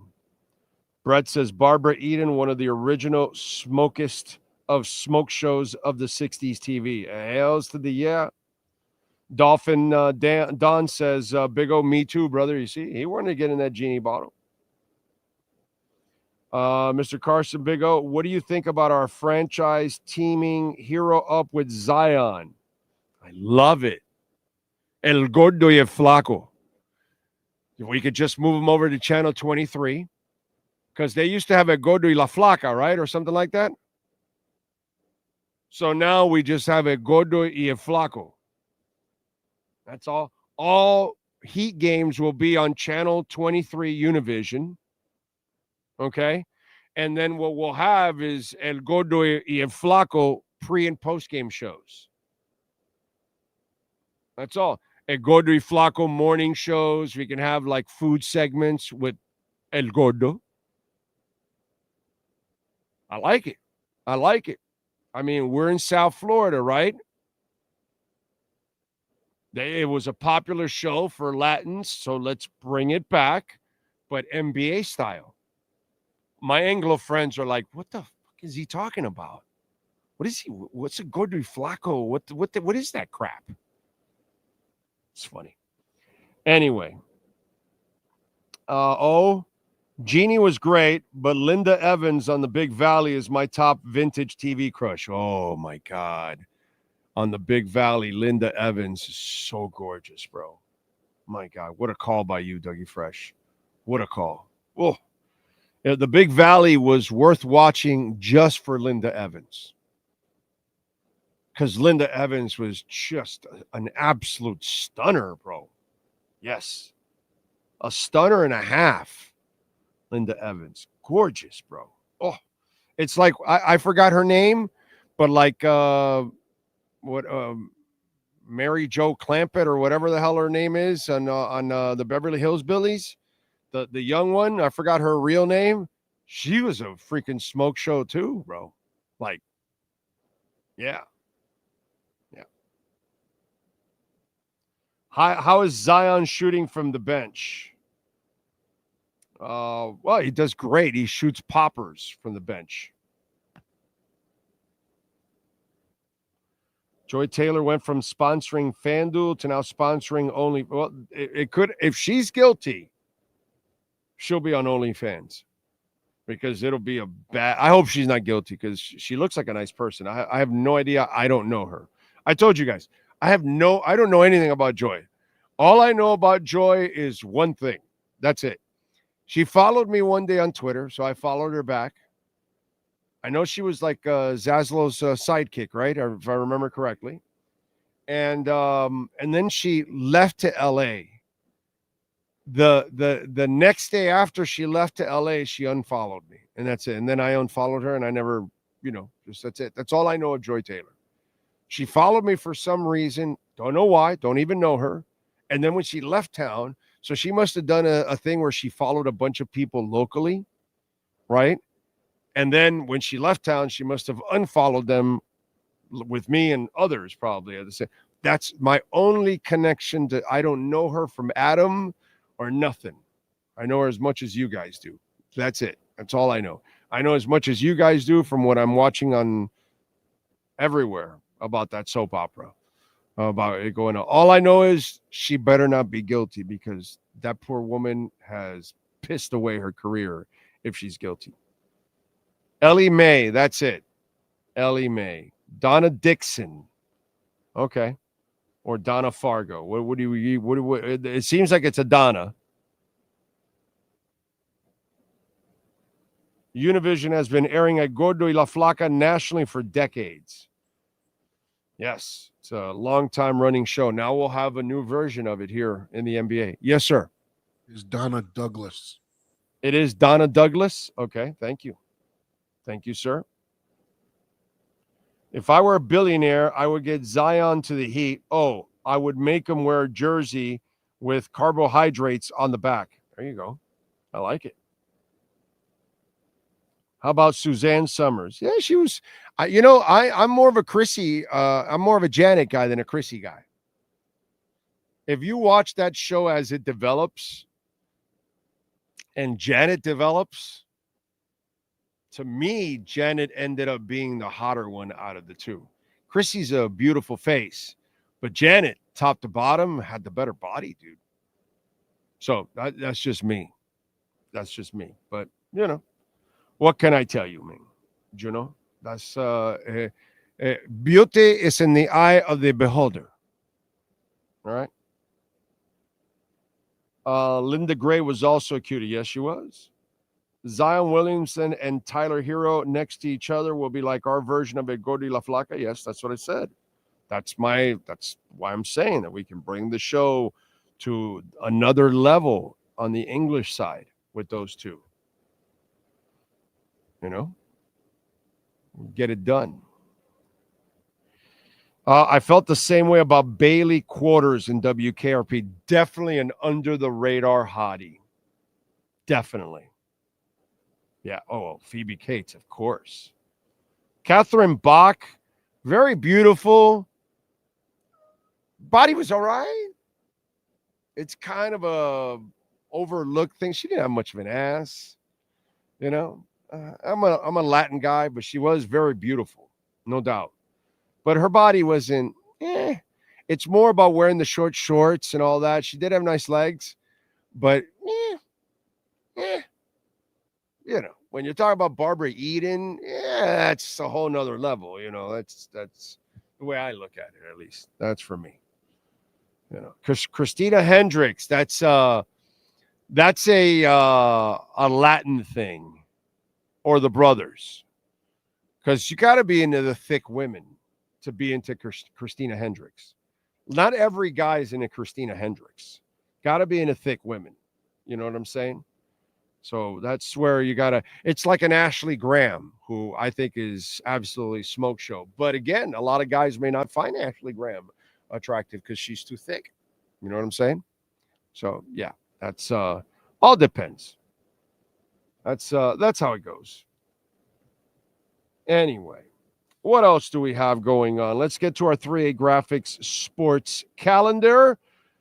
We start off in the playoffs. And tonight, by the way, the Vikings and the Rams in Arizona, unfortunately, due to the fires, Vikings are favored by 2.5. The over and under is 47.5. Vikings minus 142 on the money line. Rams plus 120. Kickoff will be at 8 o'clock. Finals in the playoffs. The Texans over the Chargers 32-12. Ravens over the Steelers 28-14. It is the Bills over the Broncos 31-7. Eagles over the Packers 22-10. Washington over Tampa Bay 23-20. The University of Miami got a big commitment on Friday as Georgia quarterback Carson Beck has committed to the Canes for his senior season. They also hired a new defensive coordinator, Corey Heatherman, former defensive coordinator of Minnesota, now coordinator for your Miami Hurricanes. Tonight at 10:30, Heat are at the Clippers. And also tonight at 7 o'clock on the ice, the Panthers are visiting the Flyers. That is your and one more thing. The Dolphins, they fire wide receivers coach Wes Welker and special teams coordinator Danny Crossman. That is your 3A Graphics sports calendar. All right.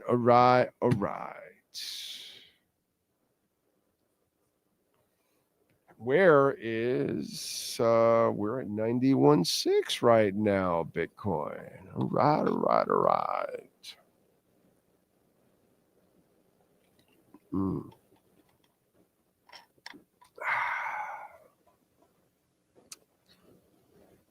Your high school crush was Rosie O'Donnell. All right. Nice job by you, sir. Way to go. That's sexiness to its highest power right there. Let's see. Fernando says, when a female like Joy moves up the ladder with so little experience. Yeah, it is kind of funny how she was basically a sidekick here and then goes to do a national show. Yeah. So maybe something went on. We'll see. I don't know, dude. I know nothing about that. I don't work there. I know as much as you guys.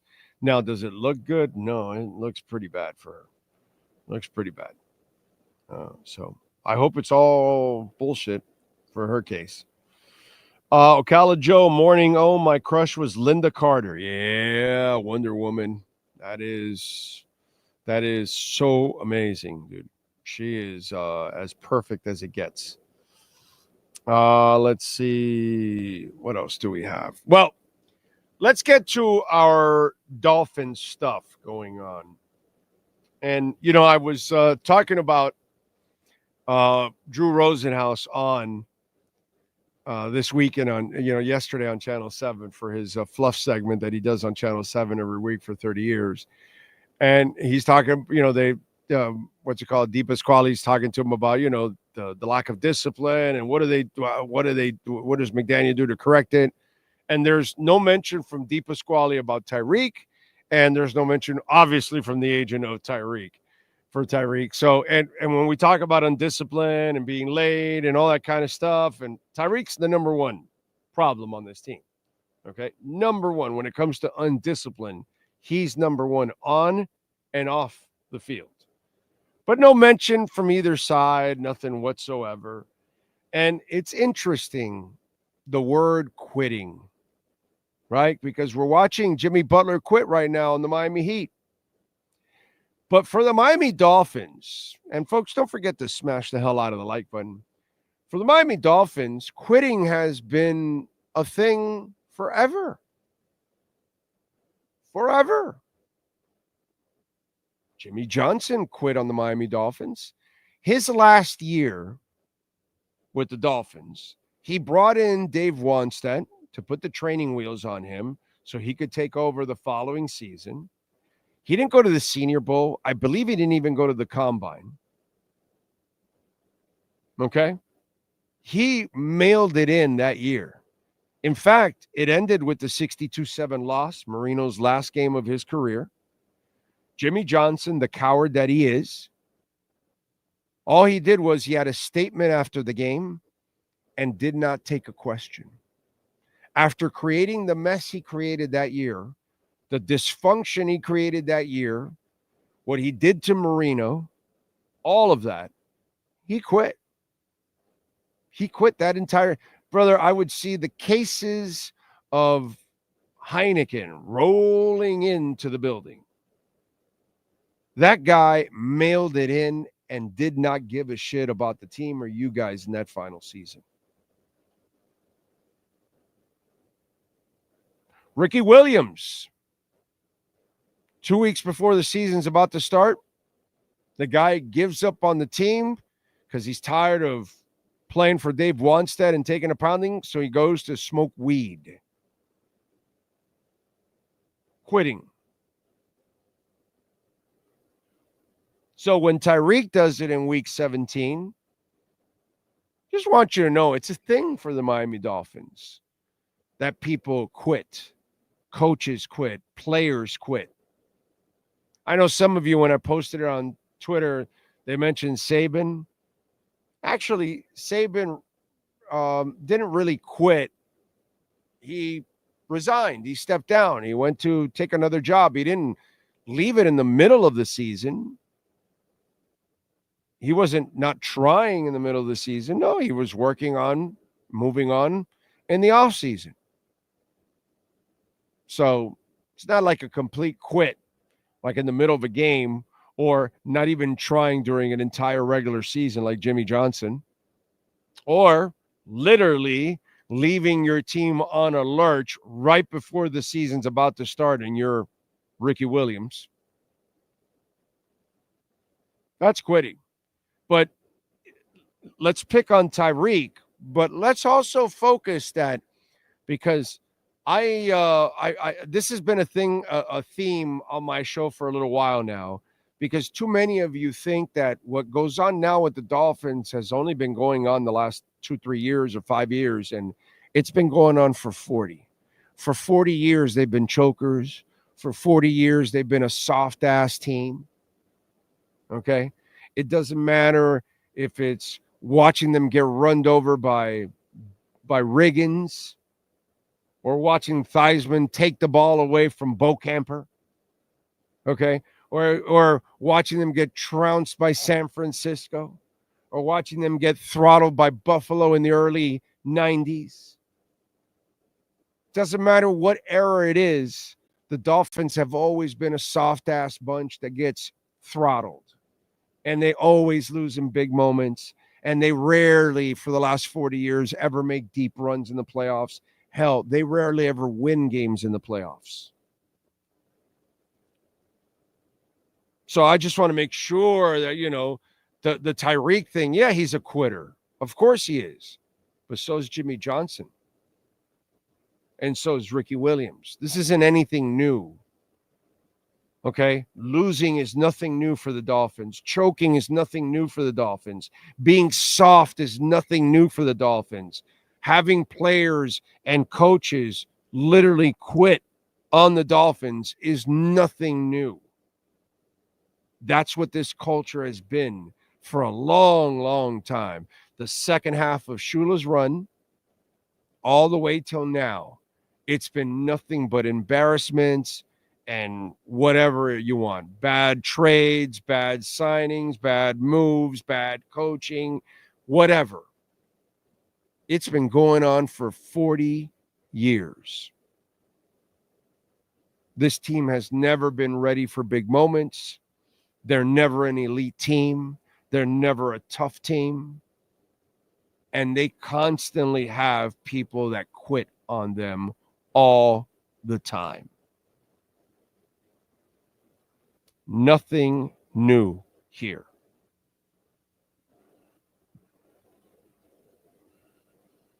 Anyway. What else?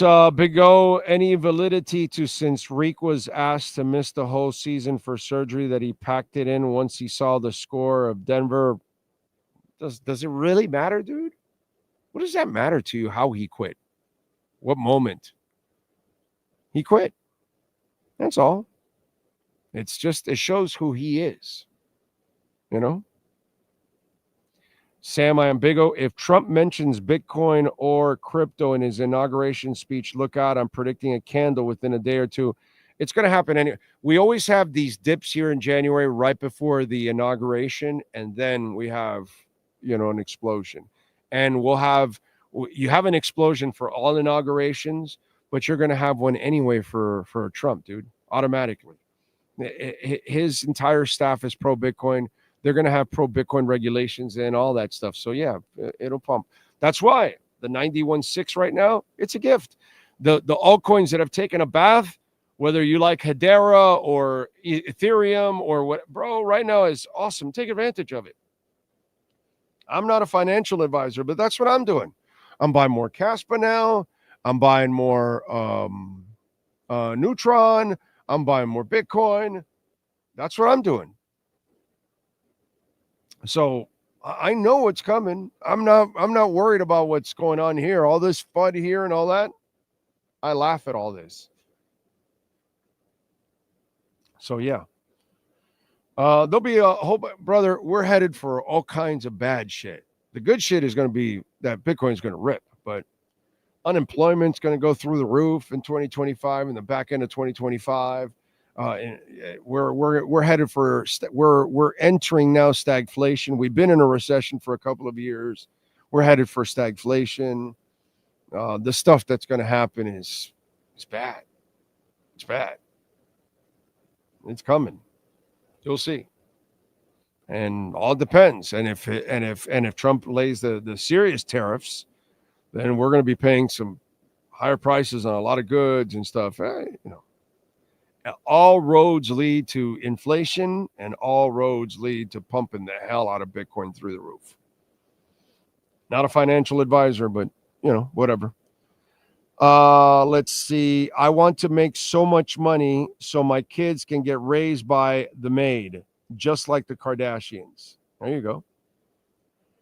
Big O, didn't Jimmy want to leave the season earlier and Dan talked him into staying?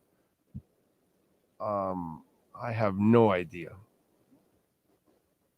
Dan talked him into staying, Jimmy. I have no idea what you're talking about. You have any idea what he's talking about, Sean? It went over my head. I'm not smart enough to pick up what he's talking about. Zero clue. Let's see what else. Don't forget Devonta Davis. Devonta Davis. Oh, you mean Vontae Davis. Oh, no, but Vontae Davis, he was kind of, I don't think he quit. I think he was just immature, and then he got traded. He wanted to call his grandma. But he did, I believe he left during halftime of a game with the Colts. Yeah, but that was the Colts, not us. Yes, not us. That's what I was saying. That was where it's coming. Yeah. You guys seem always to take the conversation somewhere else. Has nothing to do with the Dolphins. He didn't give up on the Dolphins, but we're going to start talking about other players that just happened to used to be on the Dolphins but quit somewhere else. No, I'm talking about the Dolphins, okay? Just the Dolphins. So let's stay on the conversation. Saban went to make cookies under that big oak tree. That's right. You could say Deion Jordan, but he never started, right? Yeah. Asking to call our grandma is nothing new to the Dolphins. That's it. Good morning, Owen Sean and Miami fan. Cali neighbors, be safe, man. That California stuff is insanity. Absolute insanity. So Wes Welker gets fired.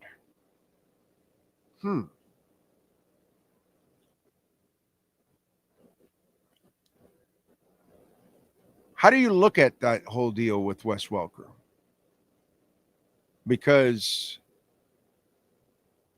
I am looking at it a little different than some other folks out there.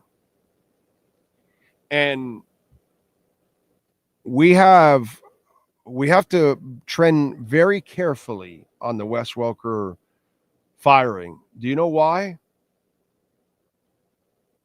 Ken Dorsey. So let me ask you, Sean, a question. Why are you convinced that Wes Welker is a good receivers coach? Where's the proof?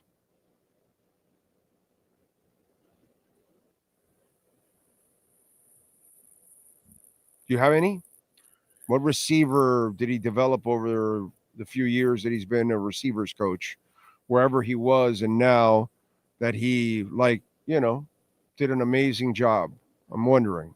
Who are they? The only one you could probably point to would be Malik Washington this year, but he also had a good college career too. So I don't know if developing, but other than that, there's none. No. And Washington made mistakes all throughout the year, didn't he? Right? Didn't somebody run a wrong route and it became an interception? Oh, I'm sorry, not Tyreek. I'm talking about the other guy with the dreads. The guy that the writers thought, he was going to be the second coming of Albert Wilson, and he was the second coming of Albert Wilson. But they thought Albert Wilson was going to be amazing. And then they thought Robbie Chosen was going to be amazing. But Robbie Chosen ran the wrong route, and Grant Dubose couldn't hang on to footballs. And Tyreek runs the wrong routes and drops footballs, and Waddle drops footballs and makes mistakes constantly. I'm wondering, what makes Wes Welker such a great coach? Oh, I'm sorry. Miami. Oh, he's tied to Miami somehow. Oh, he was a tough receiver. So he must be a great coach. Even though you have no proof of it, he must be a great coach. Because Miami receivers are constant fuck-ups. Miami tight ends are constant fuck-ups too, by the way. Just want you to know.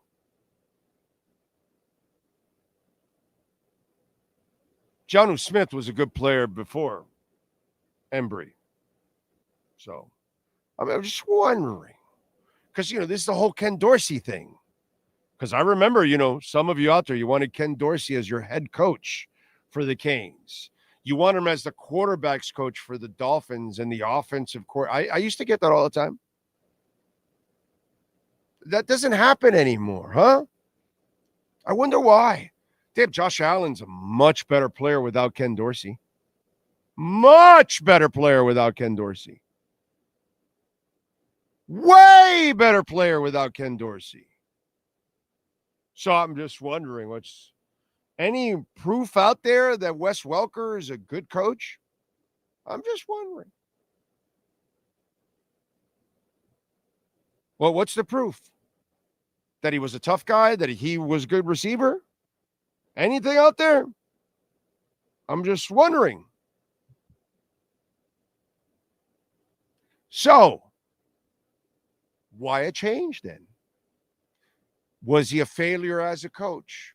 Maybe.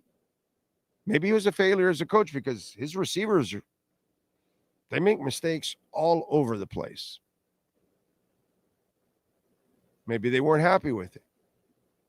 Maybe he was buddy-buddy with Tyreek and Waddle. Maybe he didn't discipline them enough. Maybe he is a disciplined guy. Maybe he's kind of a dick and he didn't know how to get along with them.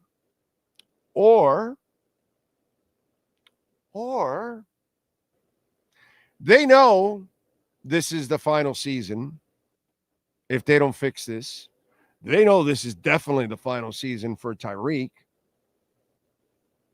And so maybe, just maybe, Wes Welker might have been a little bit of a sacrificial lamb.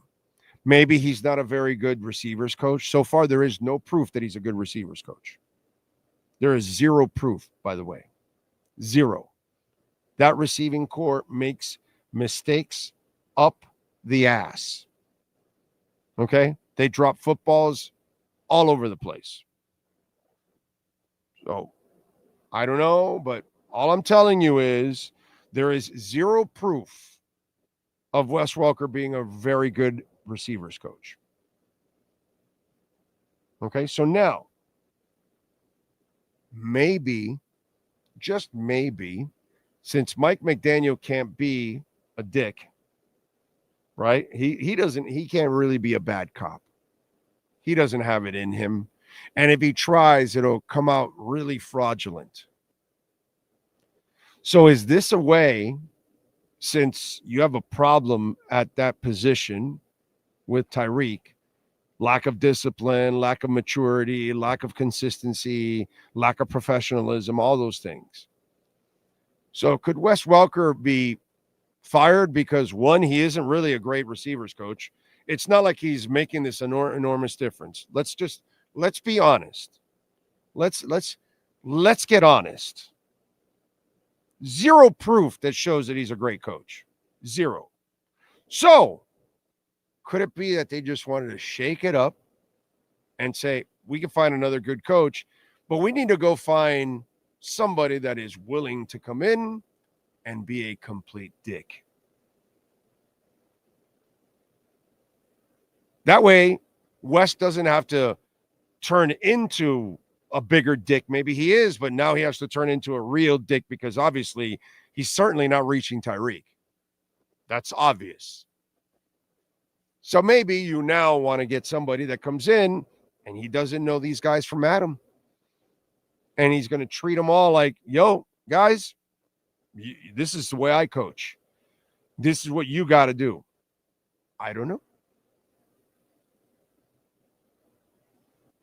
But I kind of get that this was a message type of firing. I also think that the message was in multi-layered. One, not impressed with Welker's coaching. That is obvious. I don't need to side with them or anything. I can see from afar, I'm not impressed with Welker's coaching. I don't give a shit what Wes Welker was as a player, dude. I totally respect him as a player. I totally respect his toughness.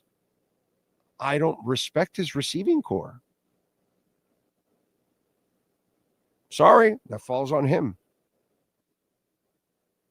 If I'm not going to be impressed with Embry, why the fuck should I be impressed with Wes Welker?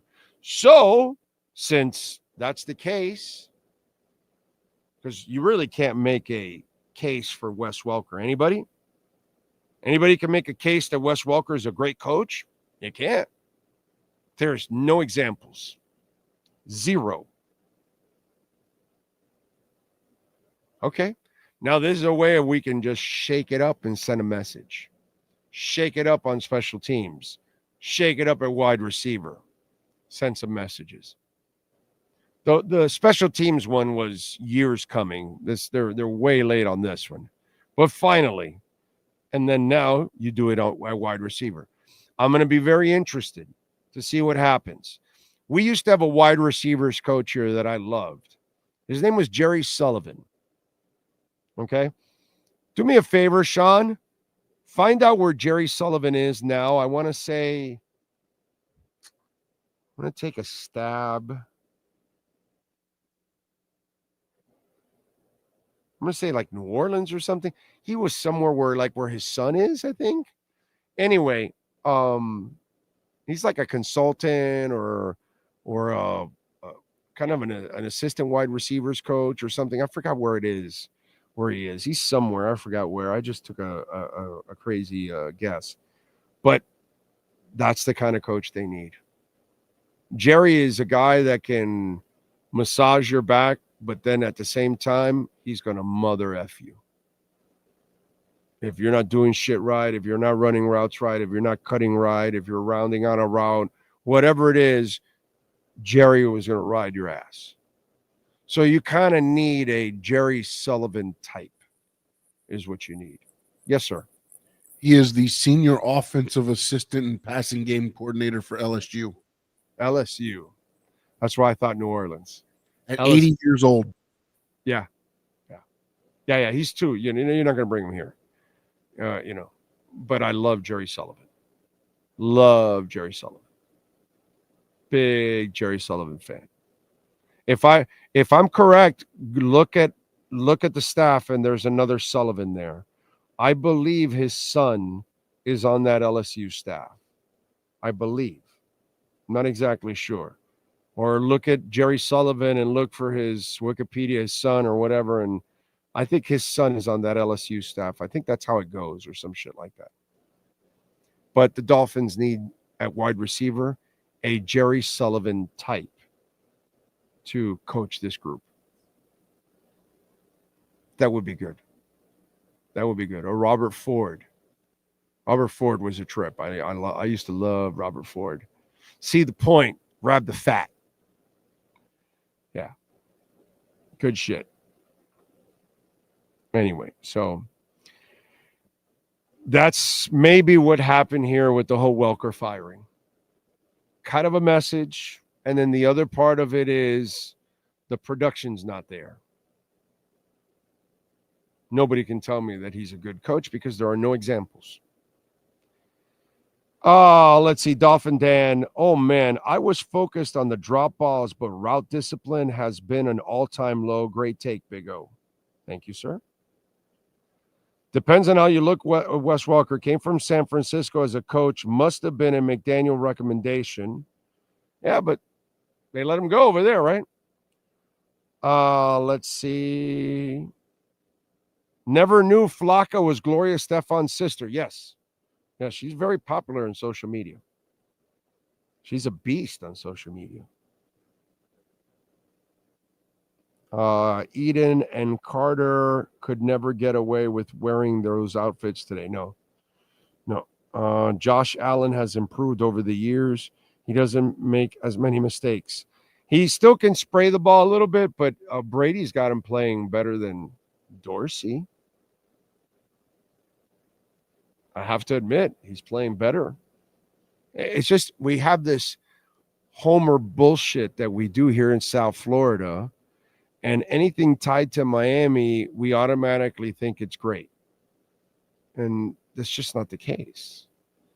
And that's the Ken Dorsey bullshit, which proven way wrong on a lot of people there. And then the Wes Welker thing also, when there's no proof, the receivers are a disaster, dude.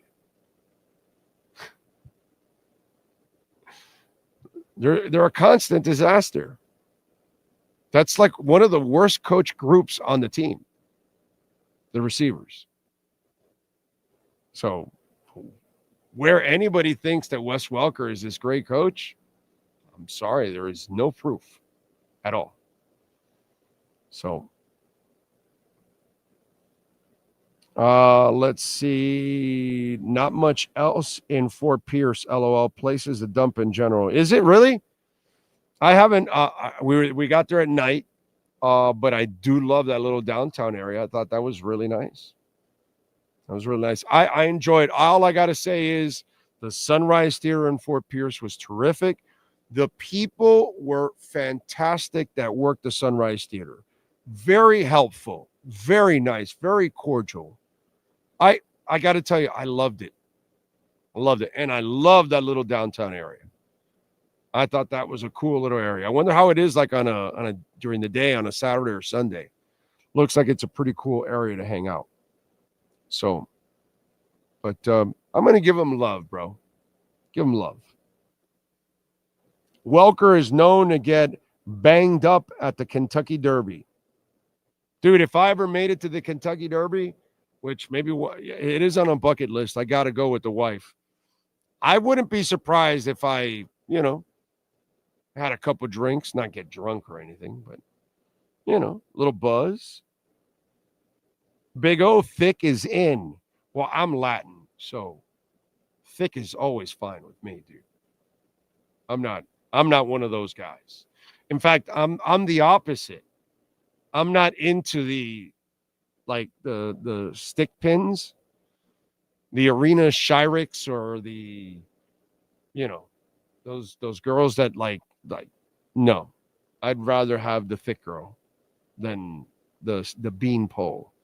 I actually don't find the bean poles to be attractive at all, dude.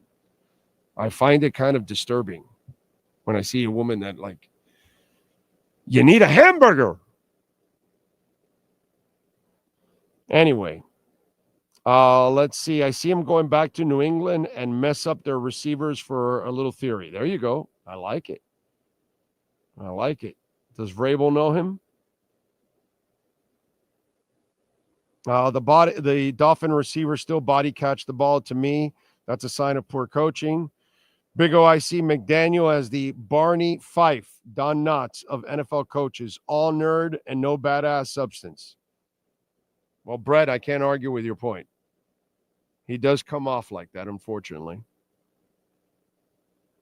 I am not having no mint juleps. That shit, nasty. Nasty. I had like a what's that called? Like a copy of it at the track once, because they had like their own mint juleps, and that shit is terrible. Yeah, I wouldn't want that. Yeah, I'm not doing the traditional stuff that they do there. I'm gonna go get myself a regular beer or a vodka and cranberry or something. Just,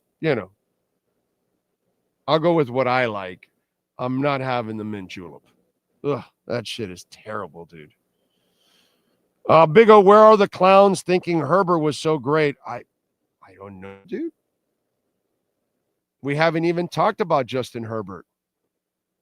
What was it, 3 or 4 interceptions? 4 interceptions. 14 of 32. I mean, all that stuff, Goldilocks, that hair, that athleticism, that amazing arm, which he has. He has amazing hair and an amazing arm. Okay, that's nice. So, is he clutch? No. Does he have balls? No. He's the same mama's boy I saw at Oregon, and that's why, listen, as I've said before, I believe in Tua as a passer. Okay, I was about to say football player, which is stupid. I believe in him as a passer. There's no doubt about it. Would I have drafted him? No. No, and the video is there. You can go back and look at it 4 or 5 years ago. The video's there. I tell you who I would have drafted. I'm going to show you who I would have drafted. Because at that time, I said, and you can go see the video, I believe in Tua the passer, but I don't believe in him staying healthy, because if you draft him, you're going to have to deal with the injuries, because that's his injury history. Little did I know, the part that I didn't know was how ignorant and stupid he is, that he purposely puts himself in harm's way.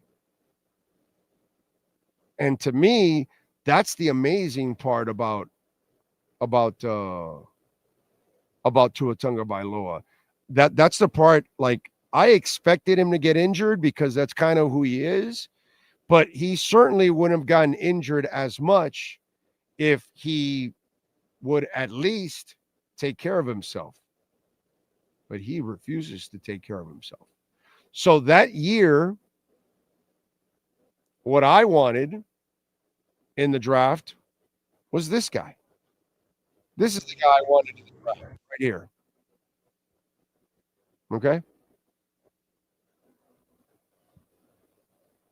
This is 2-time All-Pro. He's already an All-Pro twice.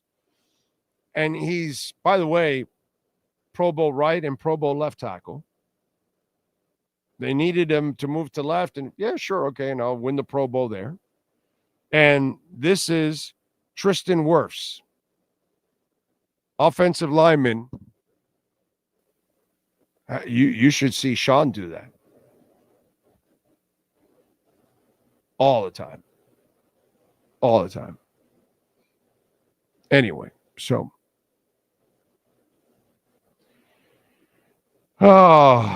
So what can I tell you, dude? And again, it's not like I don't believe in Tua the passer. I do. I think Tua is a phenomenal passer. But he, if you're going to play like that, then, dude, you don't want to take care of your body. You forget it, bro. We're so screwed. It's not even funny how screwed we are as a fan base. We have a quarterback that can actually pass the ball, and the idiot refuses to take care of himself. Abel, thank you for the love on Cash App, sir. Very kind of you. He says, Abel Rodriguez says, for the Finns are like rice, hard until hot water hits.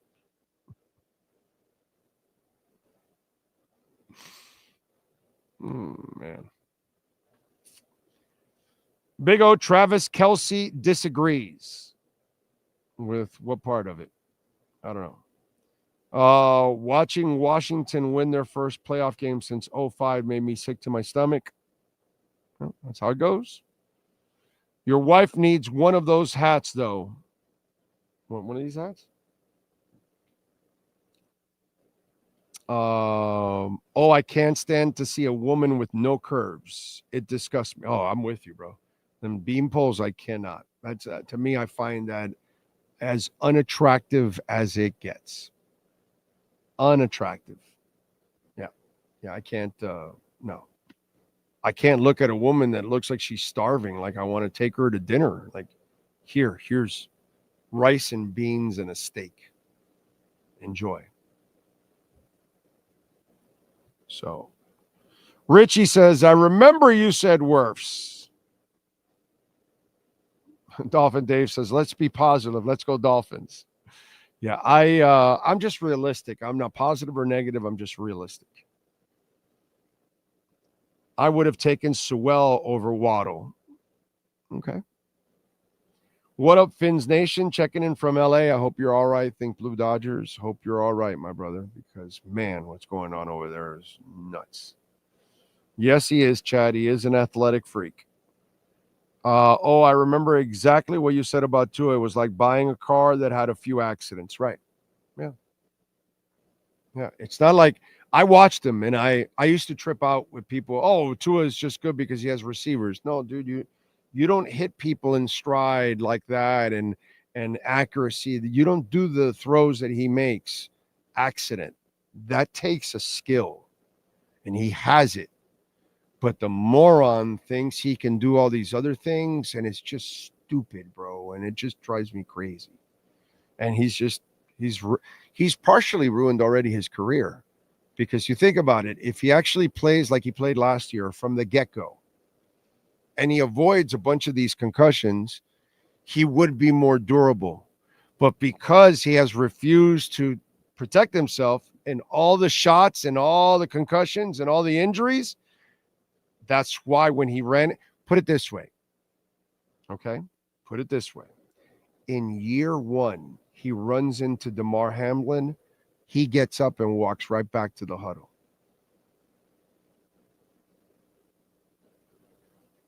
Now in year 5, after all that, he's now so much more susceptible to it. It's over. Okay? That's what we're talking about. Year 1, in the first month of the season, he runs into DeMar Hamlin, and he gets right back up again and goes to the huddle, and nothing happens. Now, after everything that's happened, this is what he is now. The brains are already scrambled. So he's going to get concussed a lot easier than the average person. And he doesn't get it. It's, wow, I don't get it. Anyway, Justin Chokebert was in full effect Saturday. I would imagine. By the way, how was my boy Joe Rose this morning? He must have been heartbroken for like 4 hours on the show for Justin, right? Because I know he's a huge Justin Herbert lover. So Joe must have, did he make it like excuse? I wasn't in the car today, so I didn't listen to the boys. So I don't know. When I get in the car, like on Thursdays or Fridays, or not Fridays, or no, Fridays, not Thursdays. Thursdays is the afternoon. So I usually catch the midday guys. But in the mornings when like last Friday, I could catch Joe. So I didn't catch Joe.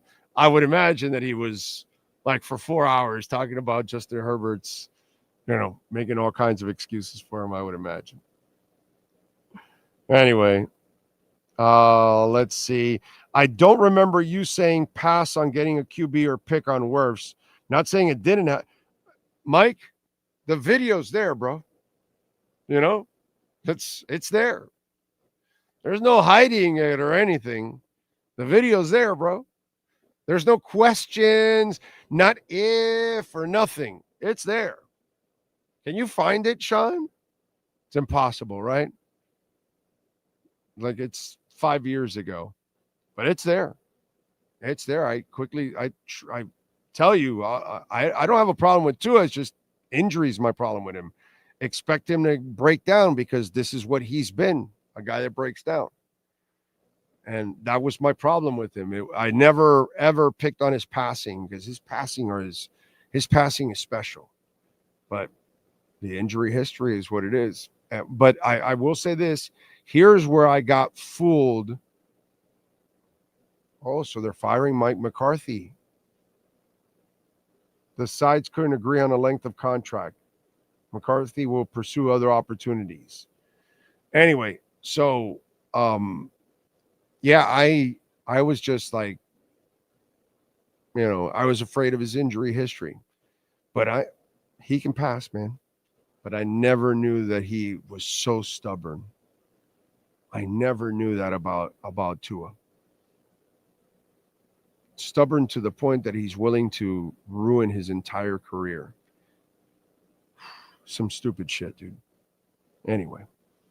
What actually looks like a dolphin there. Oh, we would have loved him here. Oh, Wirfs actually looks like a dolphin there. Oh, would have loved him here. Yes. I would have loved Wirfs here. Panthers, Devils tomorrow night. What are you thinking, Big O? Going Panthers, bro. I'm always going Panthers. I'm a Panthers guy.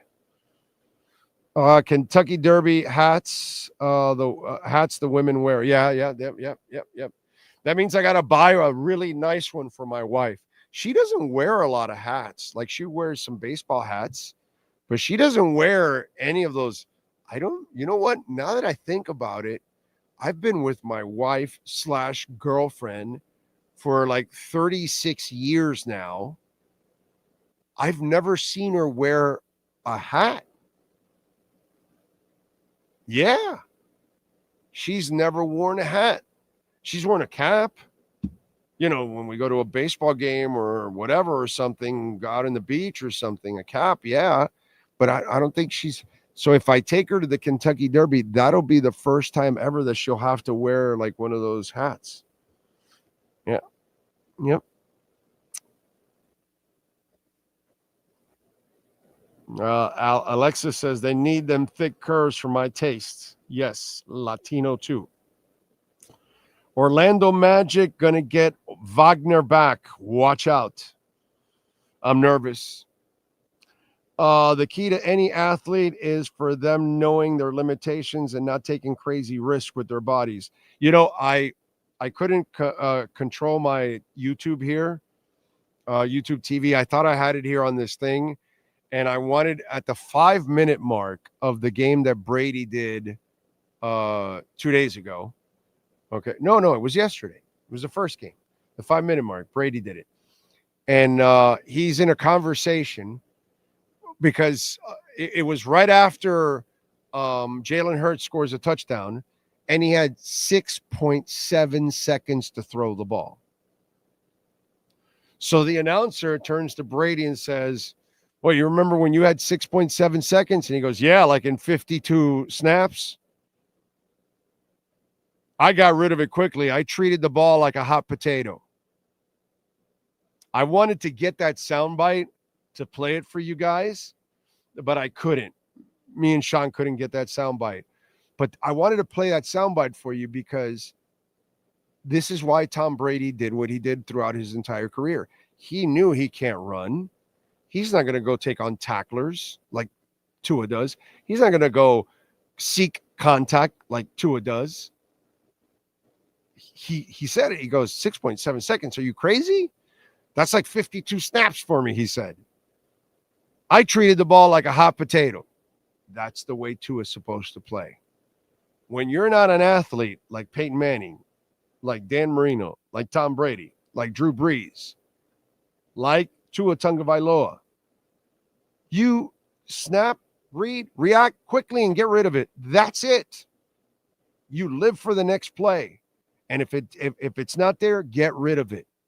You don't go trying to do the hero bullshit. None of those guys thought they were heroes. They did the hero stuff with this and this. And that's where Tua has to learn to stay there. And if you can't do it with this or this, then you can't do it at all. Give up on the play.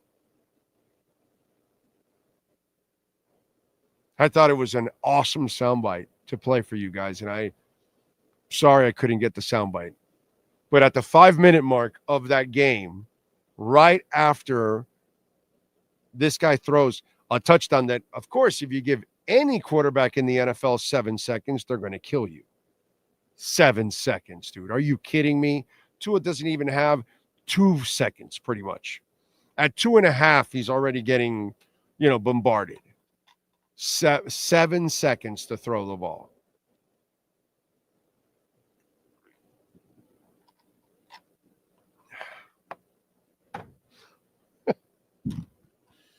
That's insanity, bro. Absolute insanity.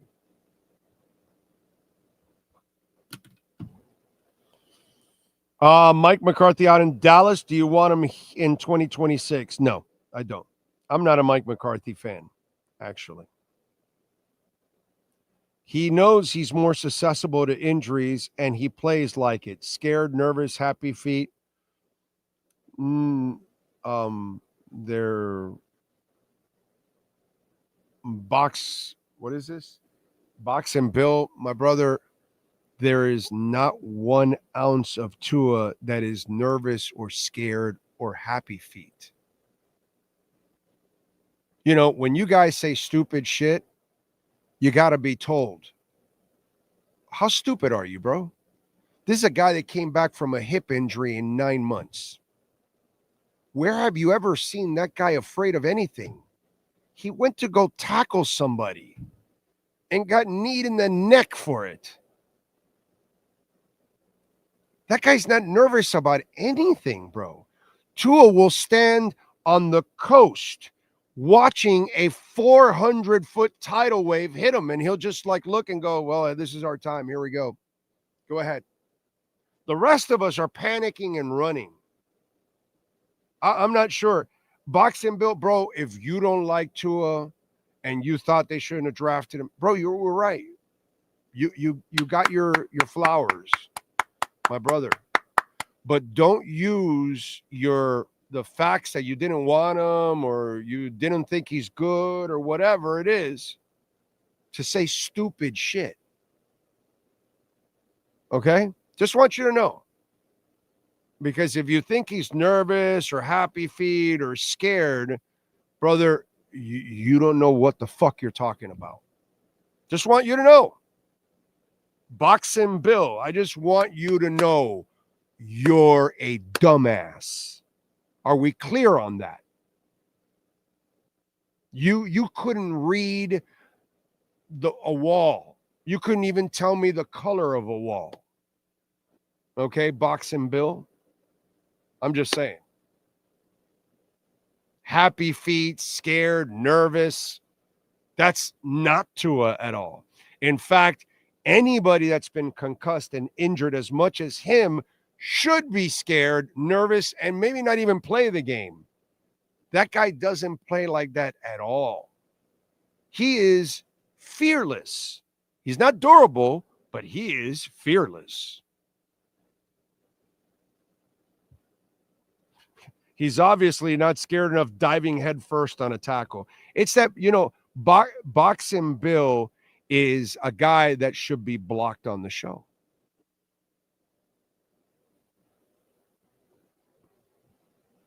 I don't have time for stupidity. And and it's better to eliminate stupidity because dumbasses like Boxing Bill come back with another stupid fucking comment. And that's the problem with idiots like Boxing Bill. Anyway. So, And by the way, you know what? My best friend was Bill. You shouldn't be here. You know what? You're insulting my friend. Get rid of Boxing Bill. He's insulting my friend Bill. Okay? Bill is like a real human being. Boxing Bill is an idiot. Okay? There you go. Don't ever use my friend's name at all. In fact, I need you to go change your name. Okay? You're insulting my friend Bill Preston. Rest in peace, Bill. I'm sorry this asshole is staining your name. I've realized that just about every fan base outside of a few complain about the same exact thing. Coaching, O-line, owner, GM, and play calling. Yeah, pretty much. Pretty much. Philly knows how to build that O-line. They always have an elite. Well, it's Howie Rosen. He's the best GM in the business. You're right. And by the way, go look at their drafts. O&D linemen in every draft. O&D linemen in every draft. They don't screw around. O&D linemen. And dude, in that draft, you've been with me here, Sean, for all of this. Okay? I'm watching Green Bay and Philadelphia. So did I want Mike Gesicki or did I want Dallas Goedert?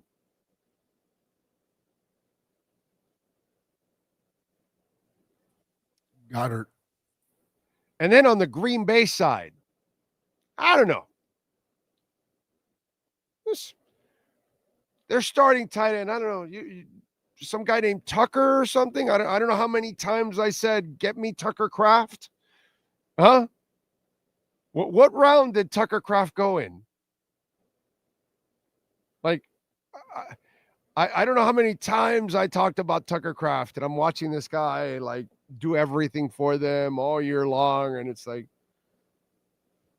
now we finally got a tight end in Jonnu. You know what I'm saying? But I'm just watching these two guys that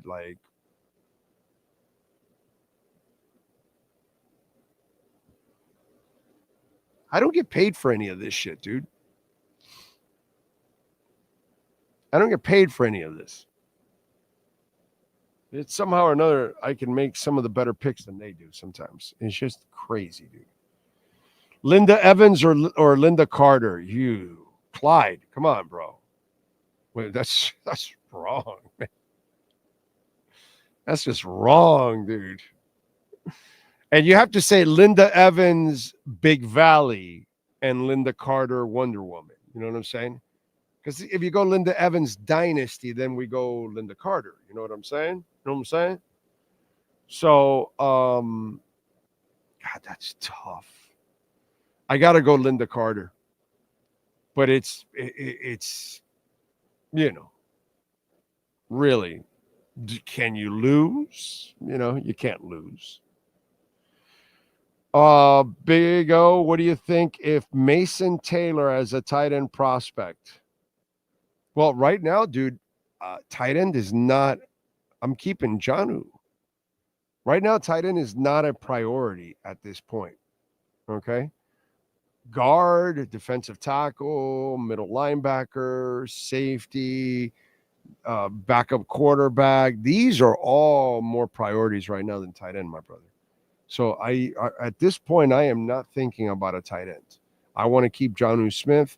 And if anything, maybe I can take a later round tight end for backup or something like that. But right now, I am not thinking about an impactful tight end in the top part of the draft, the first couple of rounds. I'm thinking of other positions at this point. So, Chris Mayock says that is dope.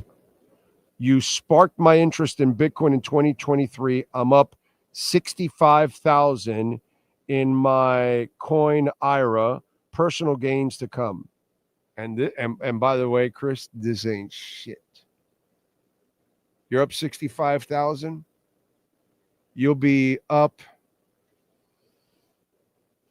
closer to 200 by the middle of 2026.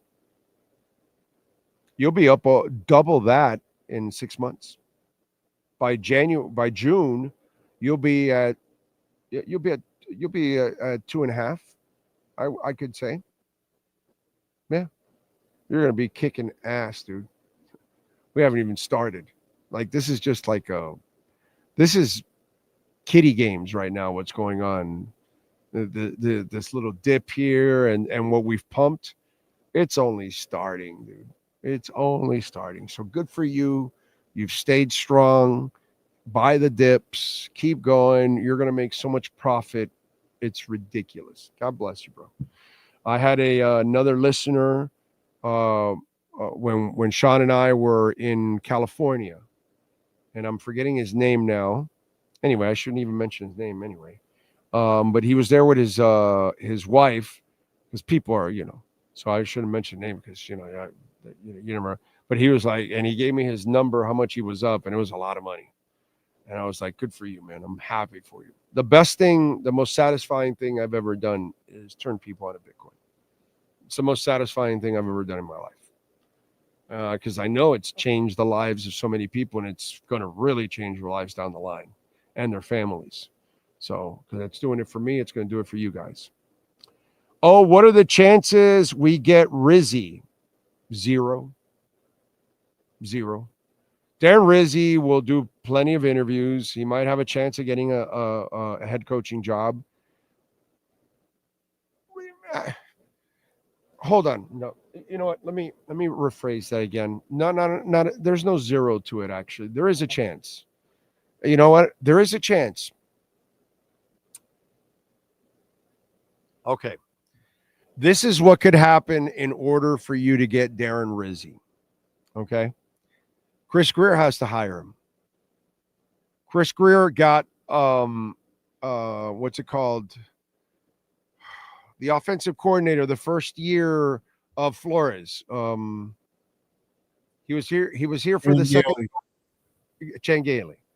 So Flo didn't have any connections. He was struggling to build a staff, as you all know, because he couldn't build an offensive staff.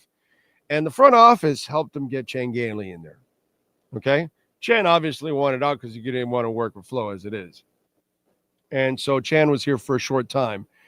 And so we are now at a crossroads where if the front office wants to survive, they can't really listen to the coach anymore. And the coach doesn't put emphasis on guards. Well, they're going to have to do it. They used to, with Robert Hunt and stuff like that. They used to actually put emphasis on guards. But, McD thinks he can teach anybody to play guard. So he doesn't put emphasis on guards. And you've seen the end result. So now you would think that the front office is going to take over and say, well, hey, Mike, you can make your suggestions, but we've got to we've got to make sure we get the right people because you have failed in this area. So we'll take over here. Does he do that on special teams? Because he kept Crossman around without finding one because he couldn't maybe find one. So Darren Rizzy and Chris Greer know each other. I don't think Mike McDaniel, I tell you 0%, I don't think Mike McDaniel would want to hire Darren Rizzy. You'll hire Fangio because his old ass doesn't really want to be a head coach, and he failed at being a head coach. So he's a defensive coordinator. It's what he is. So you'll bring him there, and you won't feel worried or afraid of your job. But if you bring Darren Rizzy, you bet your ass you better be afraid.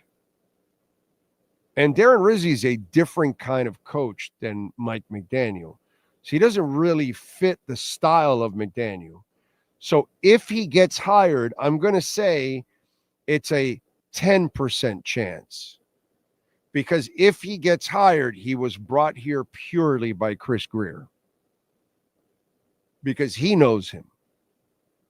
McDaniel, I don't think would bring a Rizzy who could take his job if things go awry.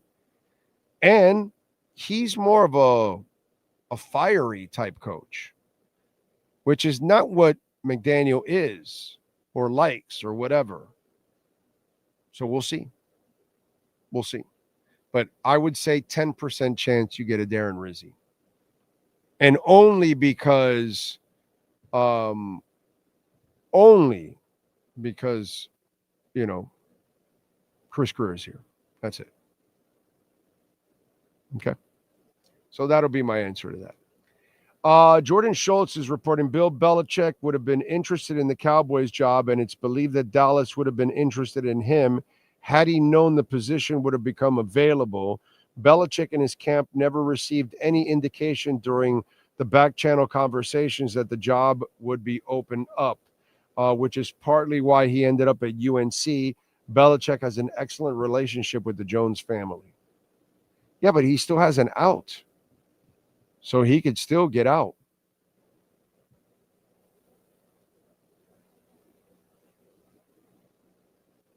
So we'll see.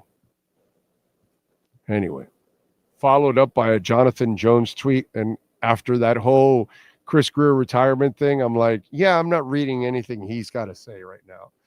I know he's kind of on double secret probation with me at this point in time after that silly ass story.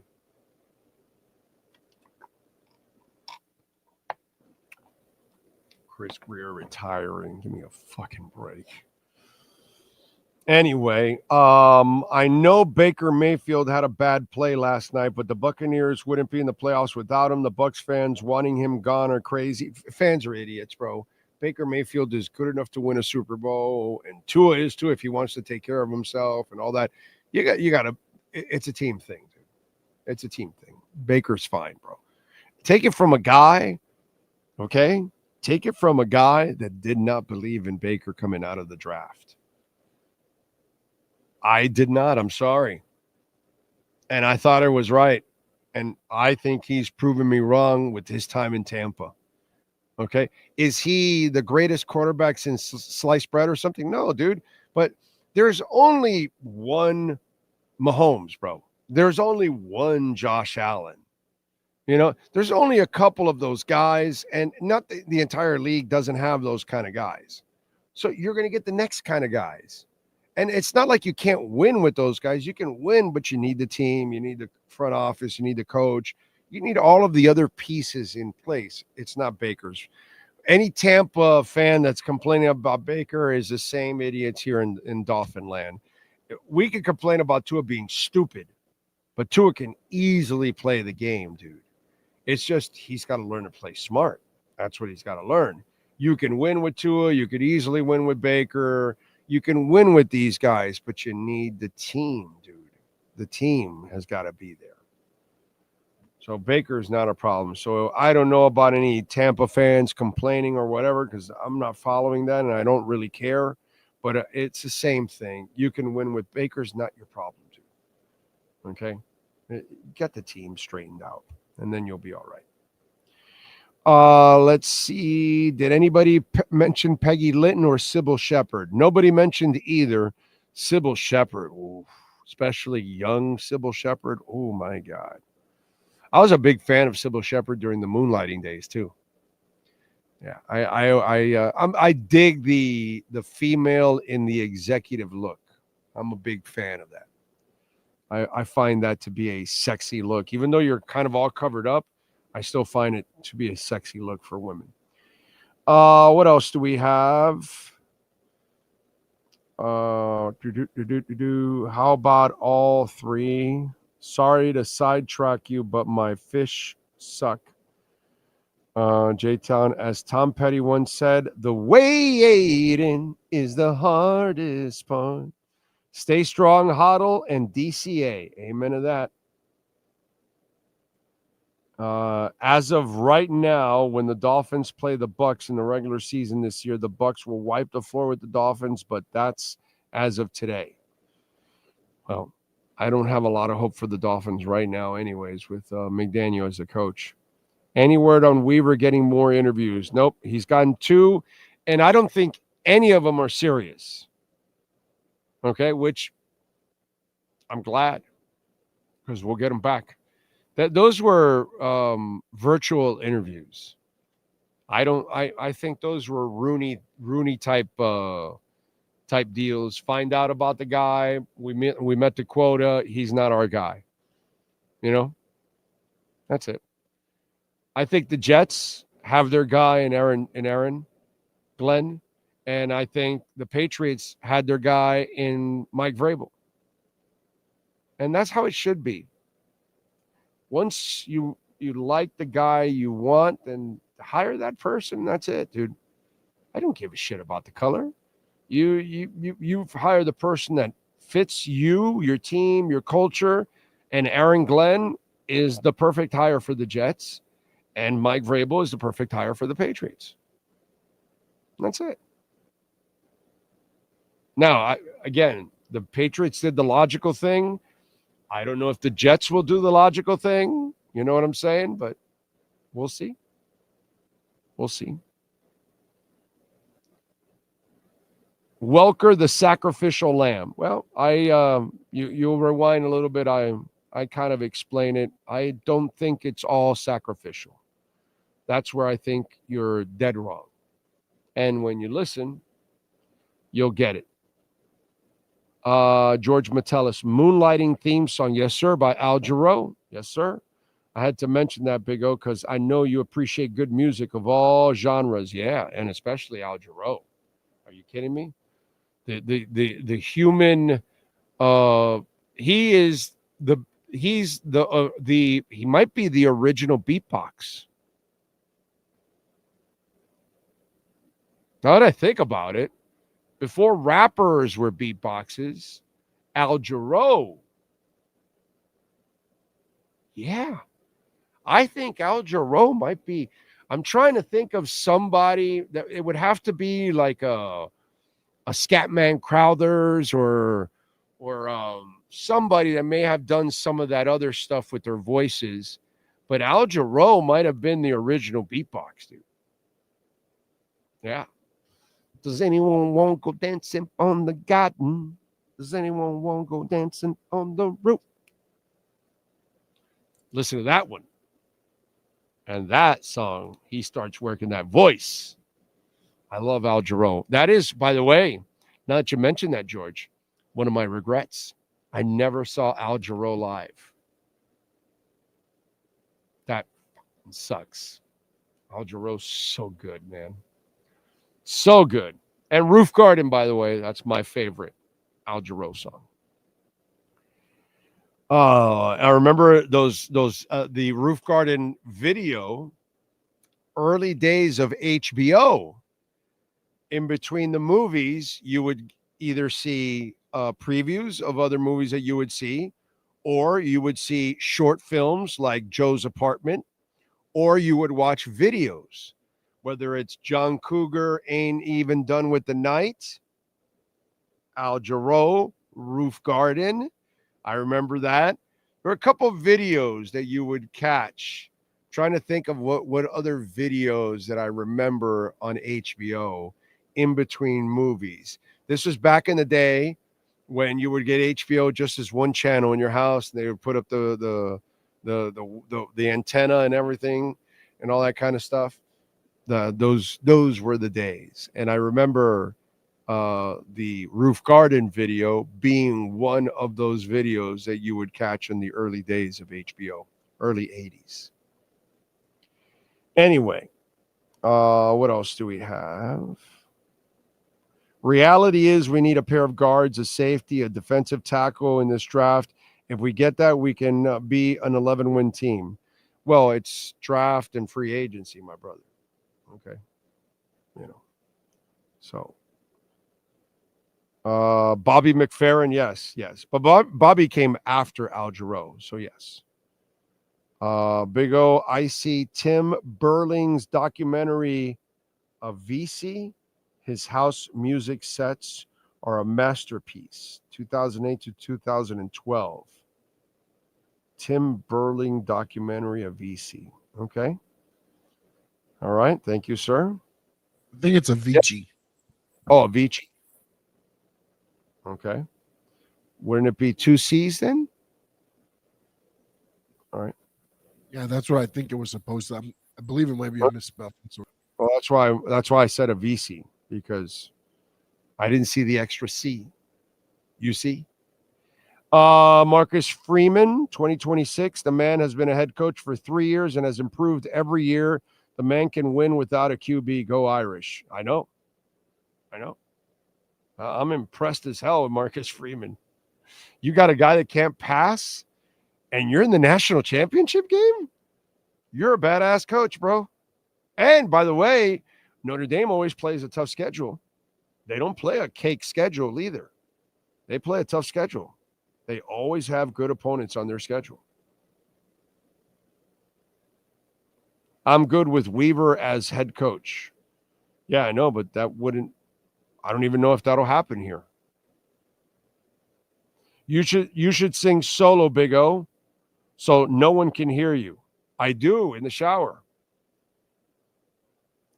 Lionel Hampton is who Al Jarreau styled his scat after. Really? Very cool. Nice nugget, Jay. I did not know that. Love Al Jarreau. God, he's so good. So good. Brian Kelly left Notre Dame for LSU because he wanted to compete for a national championship. How's that working out? Got to be able to coach, man. Big O, not trying to be funny. Herbert chokes worse than a 79th Street thought. Well, wait, hold on a second, Stephen Harris.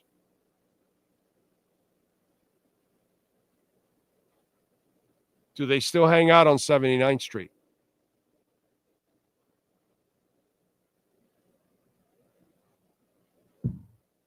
I think you got to pick another part of town. I think it's been gentrified. I don't think that, you keep thinking 20, 40, 50, 60 years ago. 79th Street ain't what it used to be. No. I don't think they're walking around like that anymore. No. I think you're going to have to pick some other neighborhoods. Yeah. So I'm just saying, I don't know. I'm not sure. Any of you out there, do you patrol? Can you tell me? Can you fill me in? Is it? I think that area, I think it's kind of been clean. You know why I say that? Because right after the Omni and all that area, that used to be all the way up to 79th Street when I was a kid. We used to go pick up my uncle, okay, at the Playboy Club, which was right there on Biscayne and like 70, I don't know. Somebody tell me where was the Playboy Club on Biscayne and like 72nd or 74th or something. So when we would go up Biscayne to go pick up my uncle at the Playboy Club, he we would see the streets and all over the place. But I've driven by there, and that's all gentrified now. I don't think so. I think you got to pick another neighborhood for that comparison. I'm just saying. I don't know what neighborhood it is, but where the ladies cruise at night, I'm not sure, but I don't think it's that area anymore. Ragin says, my mom is a lifelong Notre Dame fan. I'm afraid OSU will trash them. Yeah, I'm going OSU there. I'm not, I can't root for Ohio State or Notre Dame, but I have to root for my wallet. So I have to lay the 7.5, unfortunately. So yeah, I think that this is where it ends for Notre Dame, but still, dude, to get to this point for Notre Dame, pretty freaking awesome.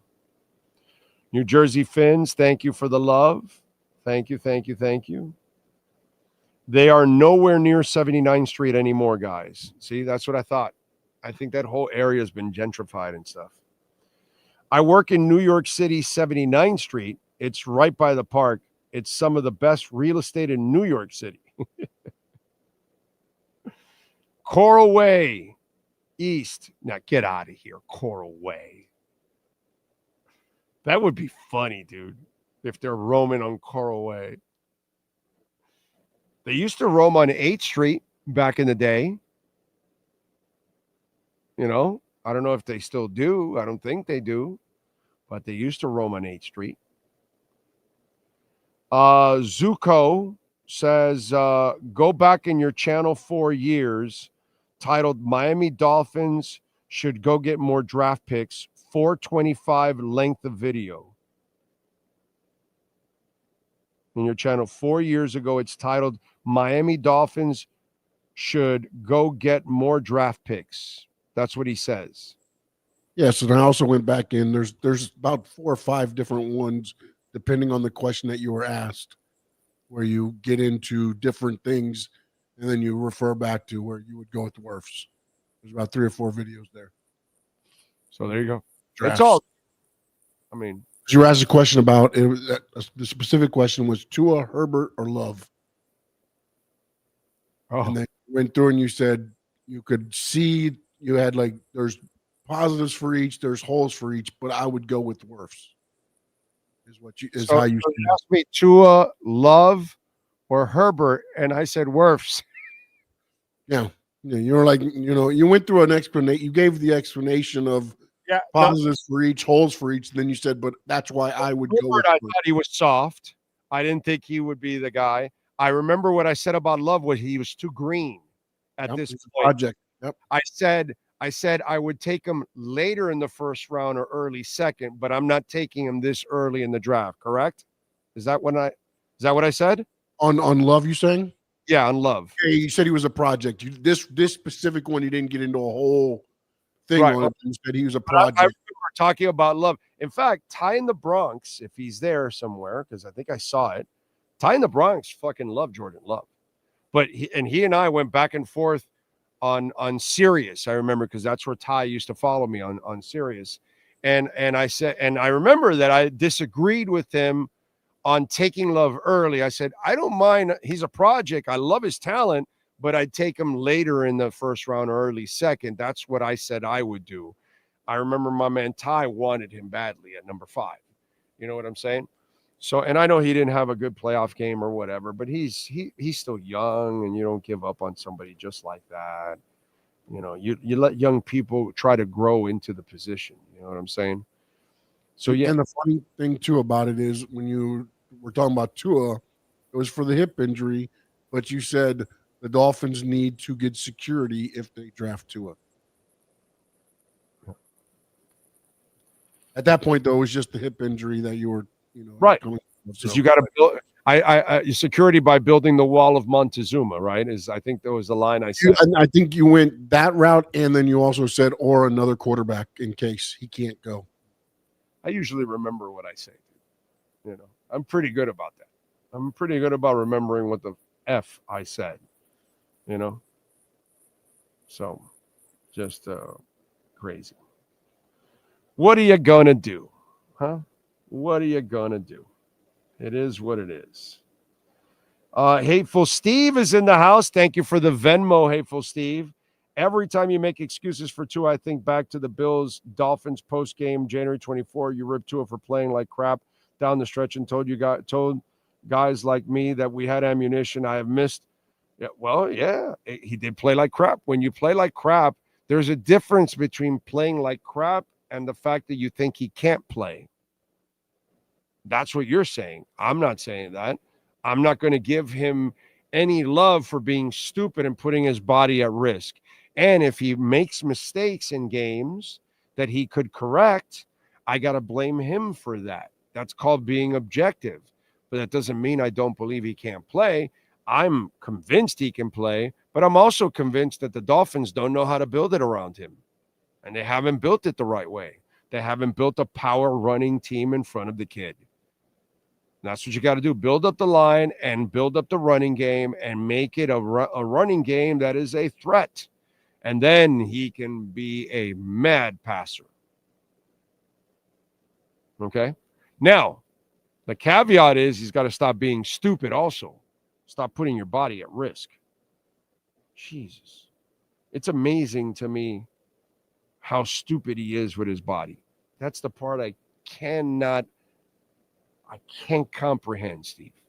I cannot comprehend how he thinks he should put his body at risk and seeks out contact. That makes zero sense to me in my world. Don't understand it. It's the weirdest thing when I see that. And thank you, Zuko. I appreciate you, by the way. I should mention also for you going back, 5 freaking years ago and go to the exact spot of where it is. And anybody else, if you questioning what I said, it's there, So you were right about the 2020 draft. Wirfs was the better pick. Oh my God, it's not even close. Wirfs was way better than all the picks. That better than Love, better than Herbert, and better than Tua. I totally agree with you, Big O. What has Wes Welker done? As far as I'm concerned, the only coach that can stay on the team is the defensive coordinator. Only improvement this season. I'm good with Barry at offensive line. I'm good. Considering what he's working with, I'm good. I like Barry too. I think he's done a really good job. But I'm with you with Weaver. I'm sure you like Barry too. You just probably overlooked it. You know what I mean? I think most Dolphin fans are all right with the O-line coach. I just think it's, some of the stuff is out of his control. Imagine taking worse than taking Sewell at 21. Yeah, I know, huh? That would be amazing. That would be the kind of line that you need for Tua, so he could play as long as he doesn't do the stupid stuff on his own. So we have the Bills dominating the Broncos 31-7. After that Bo Nix bomb, the game just they got that one touchdown. We're like, hey, all right, Denver's going to give them a game, and that's it. That was like the peak, and it was over after that. Eagles beat the Packers.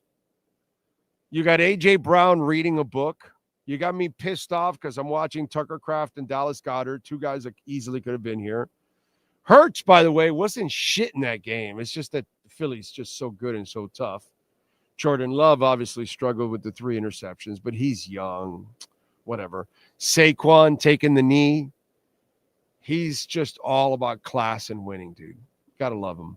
Washington over Tampa Bay, 23-20. Jaden Daniels, terrific game for him. Baker didn't play bad. Just, hey, man, Washington was the better team right now, and Jaden played a great game, 268, 2 touchdowns, also 36 yards on the ground.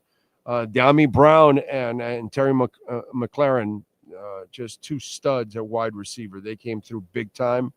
Ravens ran all over the Steelers. Steelers had a great year. Mike Tomlin did a phenomenal job. They overachieved, basically. I don't have a problem with anything that the Steelers did or whatever. What happened to them is what's supposed to happen. Baltimore's better, and the Steelers' defense wasn't good enough to stop that running game. And if you can't stop that running game, you're not going to stop the Ravens. You got to stop the running game. You stop them, you'll beat them. So we'll see Buffalo this week. I think this is where it ends for the Ravens, and Buffalo will probably win. That's it. Sean Thomas, a little late. But if in Vegas, it's Tropicana by the Orleans and Boulder Highway by the Lowe's, LOL. For the ladies of the night, you have ladies on Fremont always for those put on red light. All right. Well, you guys got the skinny in Vegas. Holy shit.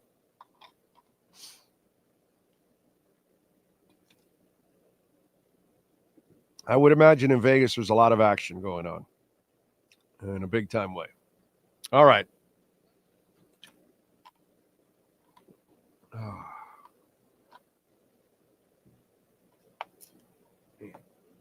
By the way, next Wednesday we'll be at Caneswear. Okay? So expect us to be there at Caneswear next Wednesday. All right? Thursday we'll be at Hialeah Park like we always are. Friday we're in studio, actually, because we were at Acura last week for the Friday. So we won't be there till 2 weeks from now. We'll be out there. But next Wednesday we'll be at Caneswear at 2655 South University Drive in Davie. Don't forget. By the way, Welton Rayom, a proud sponsor of our program, 954-966-4646. Bankruptcy, homeowner property damage, condo damage, criminal defense, business owner claims, commercial litigation, personal injury. So many reasons to call. Hopefully you don't have to call. Hopefully you don't need the phone. But you should save it on that cell phone, because you never know if you get into an accident and you need some coverage, or something happened and the insurance companies aren't doing what they're supposed to do. You call Welton Realm. They'll straighten them out. 954-966-4646. Listening to Steelers fans and media wanting Tomlin fired is laughable. They have no talent on offense, and they think they should be scoring 30 points a game. Fans, a lot of times they're not very smart. They're fanatical. So it's just kind of a fan thing. Anybody that complains about Mike Tomlin, actually, if you complain about Mike Tomlin, they should fire you as a fan. They shouldn't allow you to ever watch the Steelers again.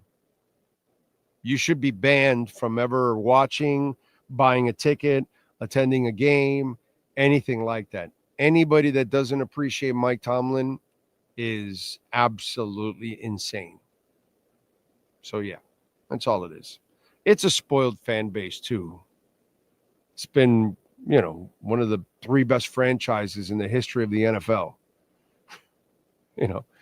I mean, it's had such a role for decades. It's been amazing.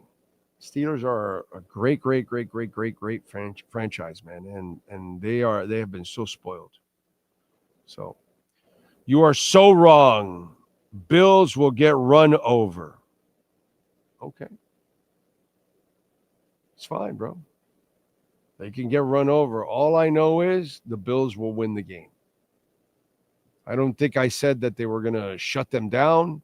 All I said is I think it ends there.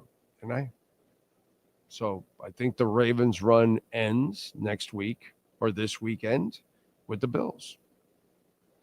They can run all they want. Have you seen the Ravens' defense, by the way? Just wondering. Okay. You think the Bills aren't going to have their way also? It's funny. Anyway. What I wouldn't mind getting is half of the Steelers' success with the Dolphins. Amen. Tell me about it, bro.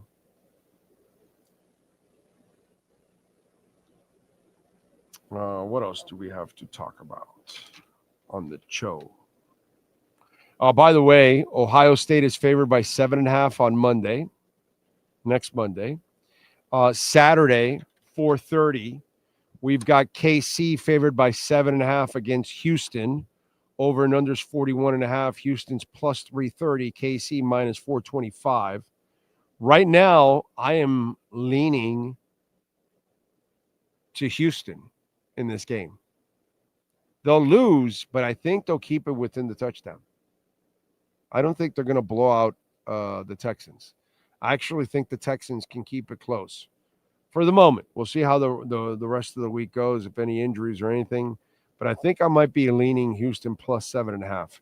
If it was 6.5 or 6, maybe I'd go KC. But because it's 7.5, I'm going Houston. I'm going to go with the upstart Texans, and they lose, but close. Saturday, 8 o'clock, we got Detroit 8.5 over Washington. Detroit has suffered so many injuries. I'm going to go Washington's going to keep it close. I'm going with the dog again. I'm going to get the 8.5 on this one. And then we've got Sunday, Ravens, Bills. And the Bills are the dogs here. The Ravens are favored by 0.5 point, and the Bills are home. I'm going Bills all the way. It's my favorite game of the week. I'm convinced the Bills will win this game. Yeah. So definitely going with the Bills on that one. You're going to give me 0.5 point? Yeah, taking the Bills. Definitely. Let's see. I'm sorry you picked Miami to beat the Jets. Ravens to the Super Bowl. Henry will be the MVP. Yeah. I picked the Dolphins to beat the Jets. The guy that was worried about the Dolphins splitting with the Jets. That's me. Jamie Hernandez likes Joy Taylor. He's got smiley faces. Or he's laughing, or maybe he's late. Is he listening to the Ira interview now? That's what he's doing probably, right? He's probably listening to the Ira interview. I knew I just kept going. I didn't want to leave. I knew Ira was going to be super uncomfortable with that. So I did that on purpose because I knew he would be uncomfortable, but I wasn't going to let it sit there too long because I didn't want to do that to Ira. Poor Ira. But I had to have fun because nobody's been able to answer the damn question. Has Jimmy Butler lost his joy or his Joy Taylor? Are we sure he's talking about his joy for basketball or Joy Taylor?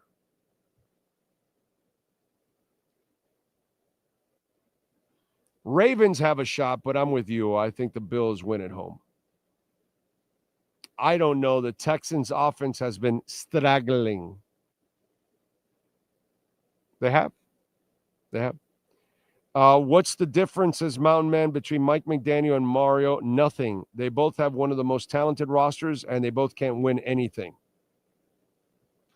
You and I see the same shit, bro. One's tall, one's short. One dresses like a regular coach. The other one dresses like a GQ boy. Whatever. You can find, one wears glasses. The other one doesn't. One probably drinks a latte. The other one drinks Cuban coffee. But when it comes to game day, they both suck. I don't trust either one. So you and I, Mountain Man, we see the same thing. So Josh Allen will carve up the Ravens defense, says Mountain Man. I agree with that. If you've watched the Ravens defense, that can easily be carved up, dude. Ravens defense ain't shit. Yeah, I'm going. I think this is a gift. The Bills plus a half a point at home. Dude, I don't want to see. I'd rather see the Ravens win. And I know that by them winning, it helps some of you all out there in that whole Lamar discussion. You guys can pick on me and all that. I don't want the Bills to win, to be quite honest, but it's not what it's about. It's not about what I want. I would love to see Lamar Jackson win the Super Bowl and the Ravens. Doesn't affect me, and Lamar's a great kid. Do I think he'll win it? Hell no. But I certainly don't want the stinking Bills to win, but unfortunately, they're going to win. They'll lose to the Chiefs the following week, but they're going to win. They're going to win. I'm going with the Bills on that one, unfortunately. Freaking sucks, to be quite honest. All right, let's get to some music and birthdays. Let's see what folks are doing today. Who's celebrating birthdays out there? Where are we at?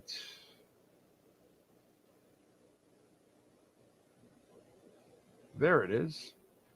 All right, now let's go with musicians first and foremost. Born on this date, January 13th. All right, we start off with Trace Adkins, country music singer.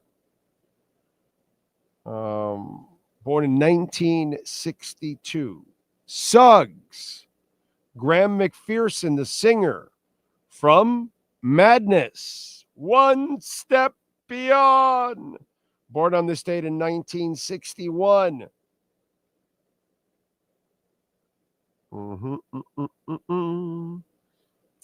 James Lomenzo, bassist for White Lion and Megadeth. Born in this date in 1959. Fred White, drummer with Earth, Wind, and Fire. Born on this date in 1955. Trevor Rabin, South African musician, songwriter, film composer. Rabin in 1972, he joined the rock band Rabbit, which enjoyed success in South Africa, released its first album, Beginnings. In 1978, Rabin moved to London and worked with various artists. Manfred Mann's Earth Band. After moving to Los Angeles in 1981, Rabin gained prominence as the guitarist for Yes. In 1983 to 1985, he is the guitarist for the two albums, The Big Generator and the 90210 or whatever it is, that one, Boner of a Lonely Heart and all that kind of stuff. Let me tell you something. I saw that Yes live.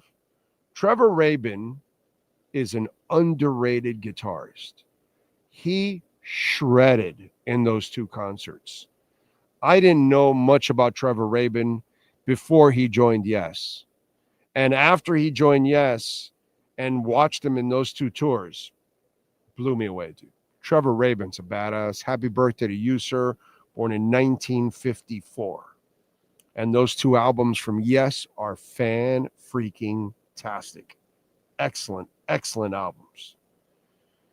All right, that's musicians born on this date. Let's go with famous folk celebrating birthdays. Patrick Dempsey, McSteamy, is 59 years old. Natalia Dyer, actress, TV actress, is 30. Liam Hemsworth, he is 35 years old. Lori Harvey, Instagram, which I think that's the Harvey's daughter, right? If I'm correct. That's the only reason why I know her. Orlando Bloom is 48. Connor McDavid, badass hockey player, is 28. Let's see. Who else? Hannah Cavender. Hannah and Haley, by the way. 24 years old. So the Cavender twins. Haley, both, and Hannah are 24 years old. Happy birthday to them. Ashley Sarmiento, TV actress, is 18.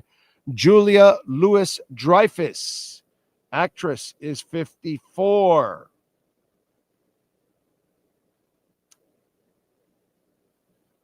Let's see. Who else? Shonda Rhimes, screenwriter. Man, she's rich. 55 years old. Just with Grey's Anatomy alone, Shonda Rhimes has made so much money. It's crazy. Julian Morris, actor, 42.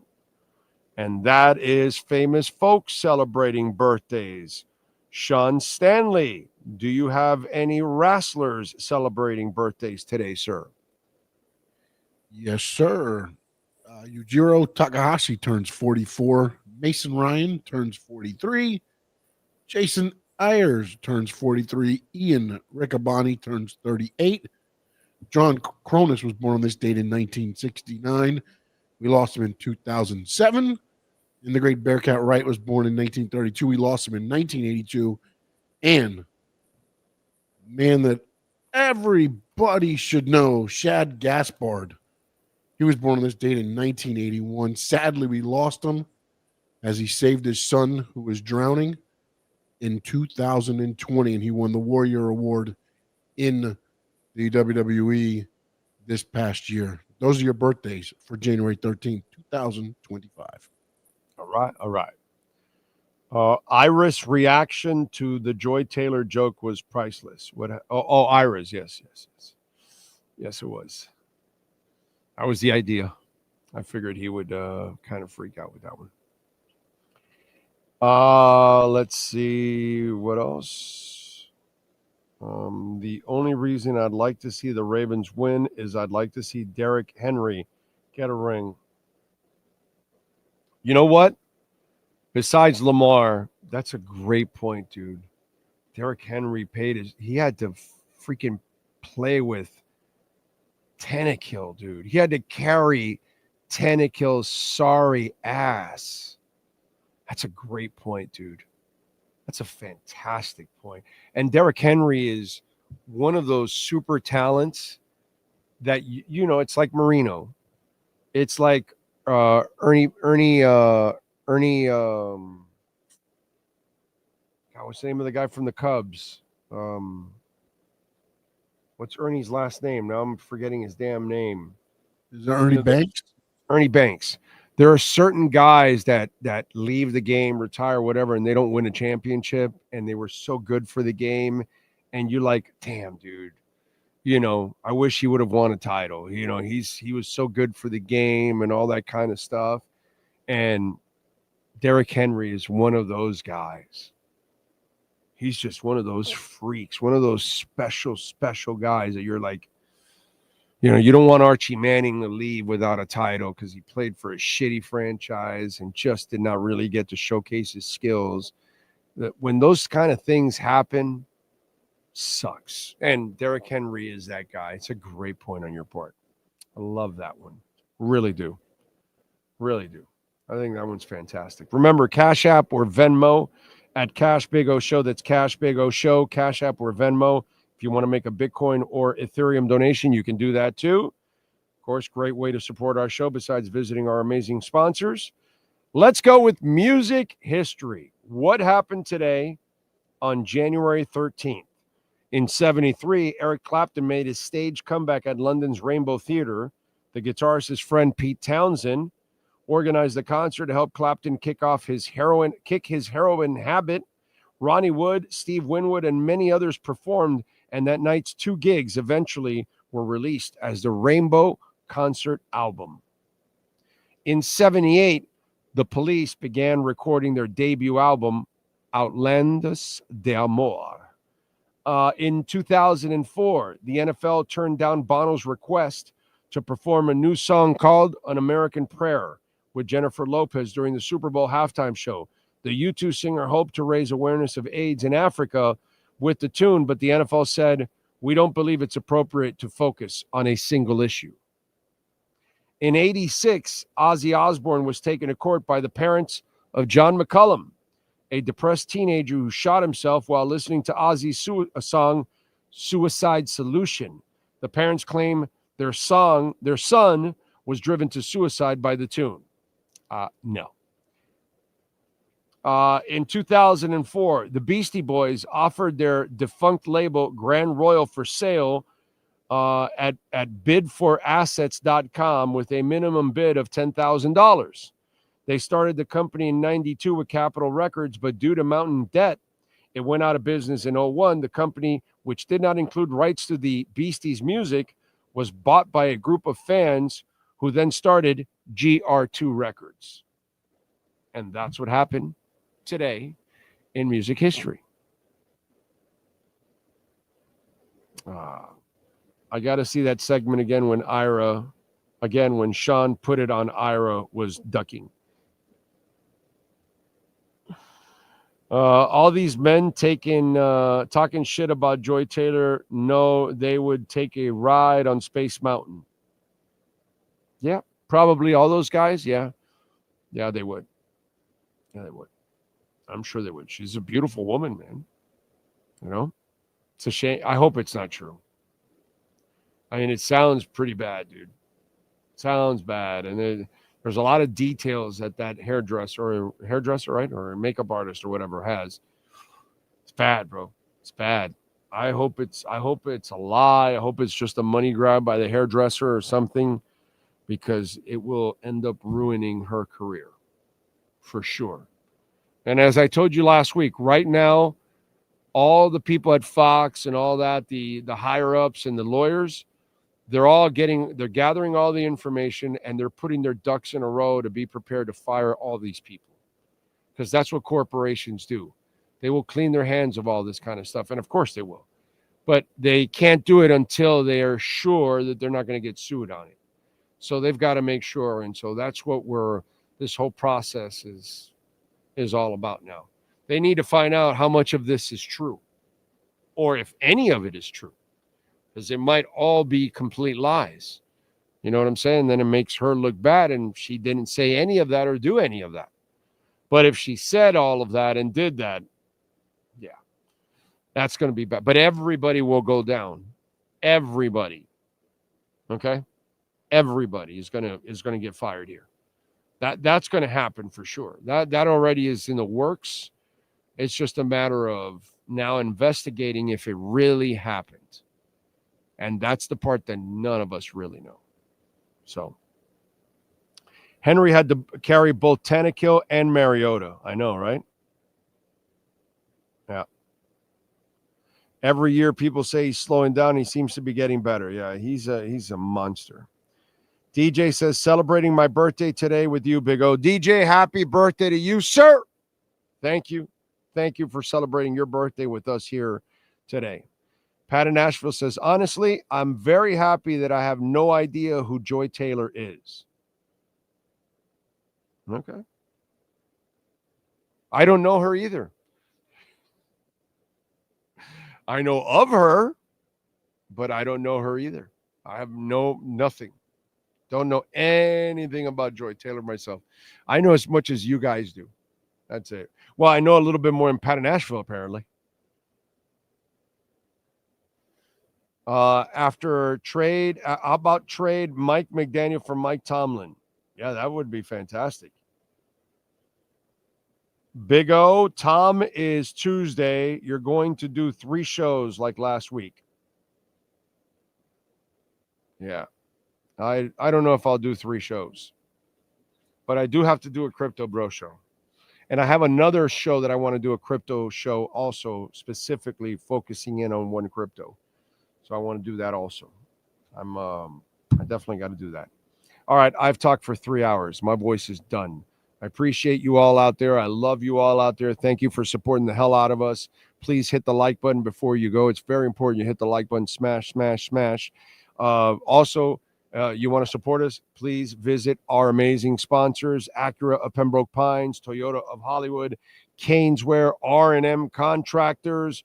Ray and Mike do amazing work. Sloman's, Cutter's Edge Pro, Hialeah Park, BigCheeseMiami.com, Welton Rayom, EJD Construction. I mean, so many of our great sponsors. Please reach out to them. Also, you can make a donation, Cash App or Venmo at Cash Big O Show. That's Cash Big O Show, Cash App or Venmo. And you can make one also on PayPal. Many ways to make sure we are here tomorrow, next week, and for years to come. Thank you all. We'll see you tomorrow morning at 10 a.m. Same time, same place, same bat channel.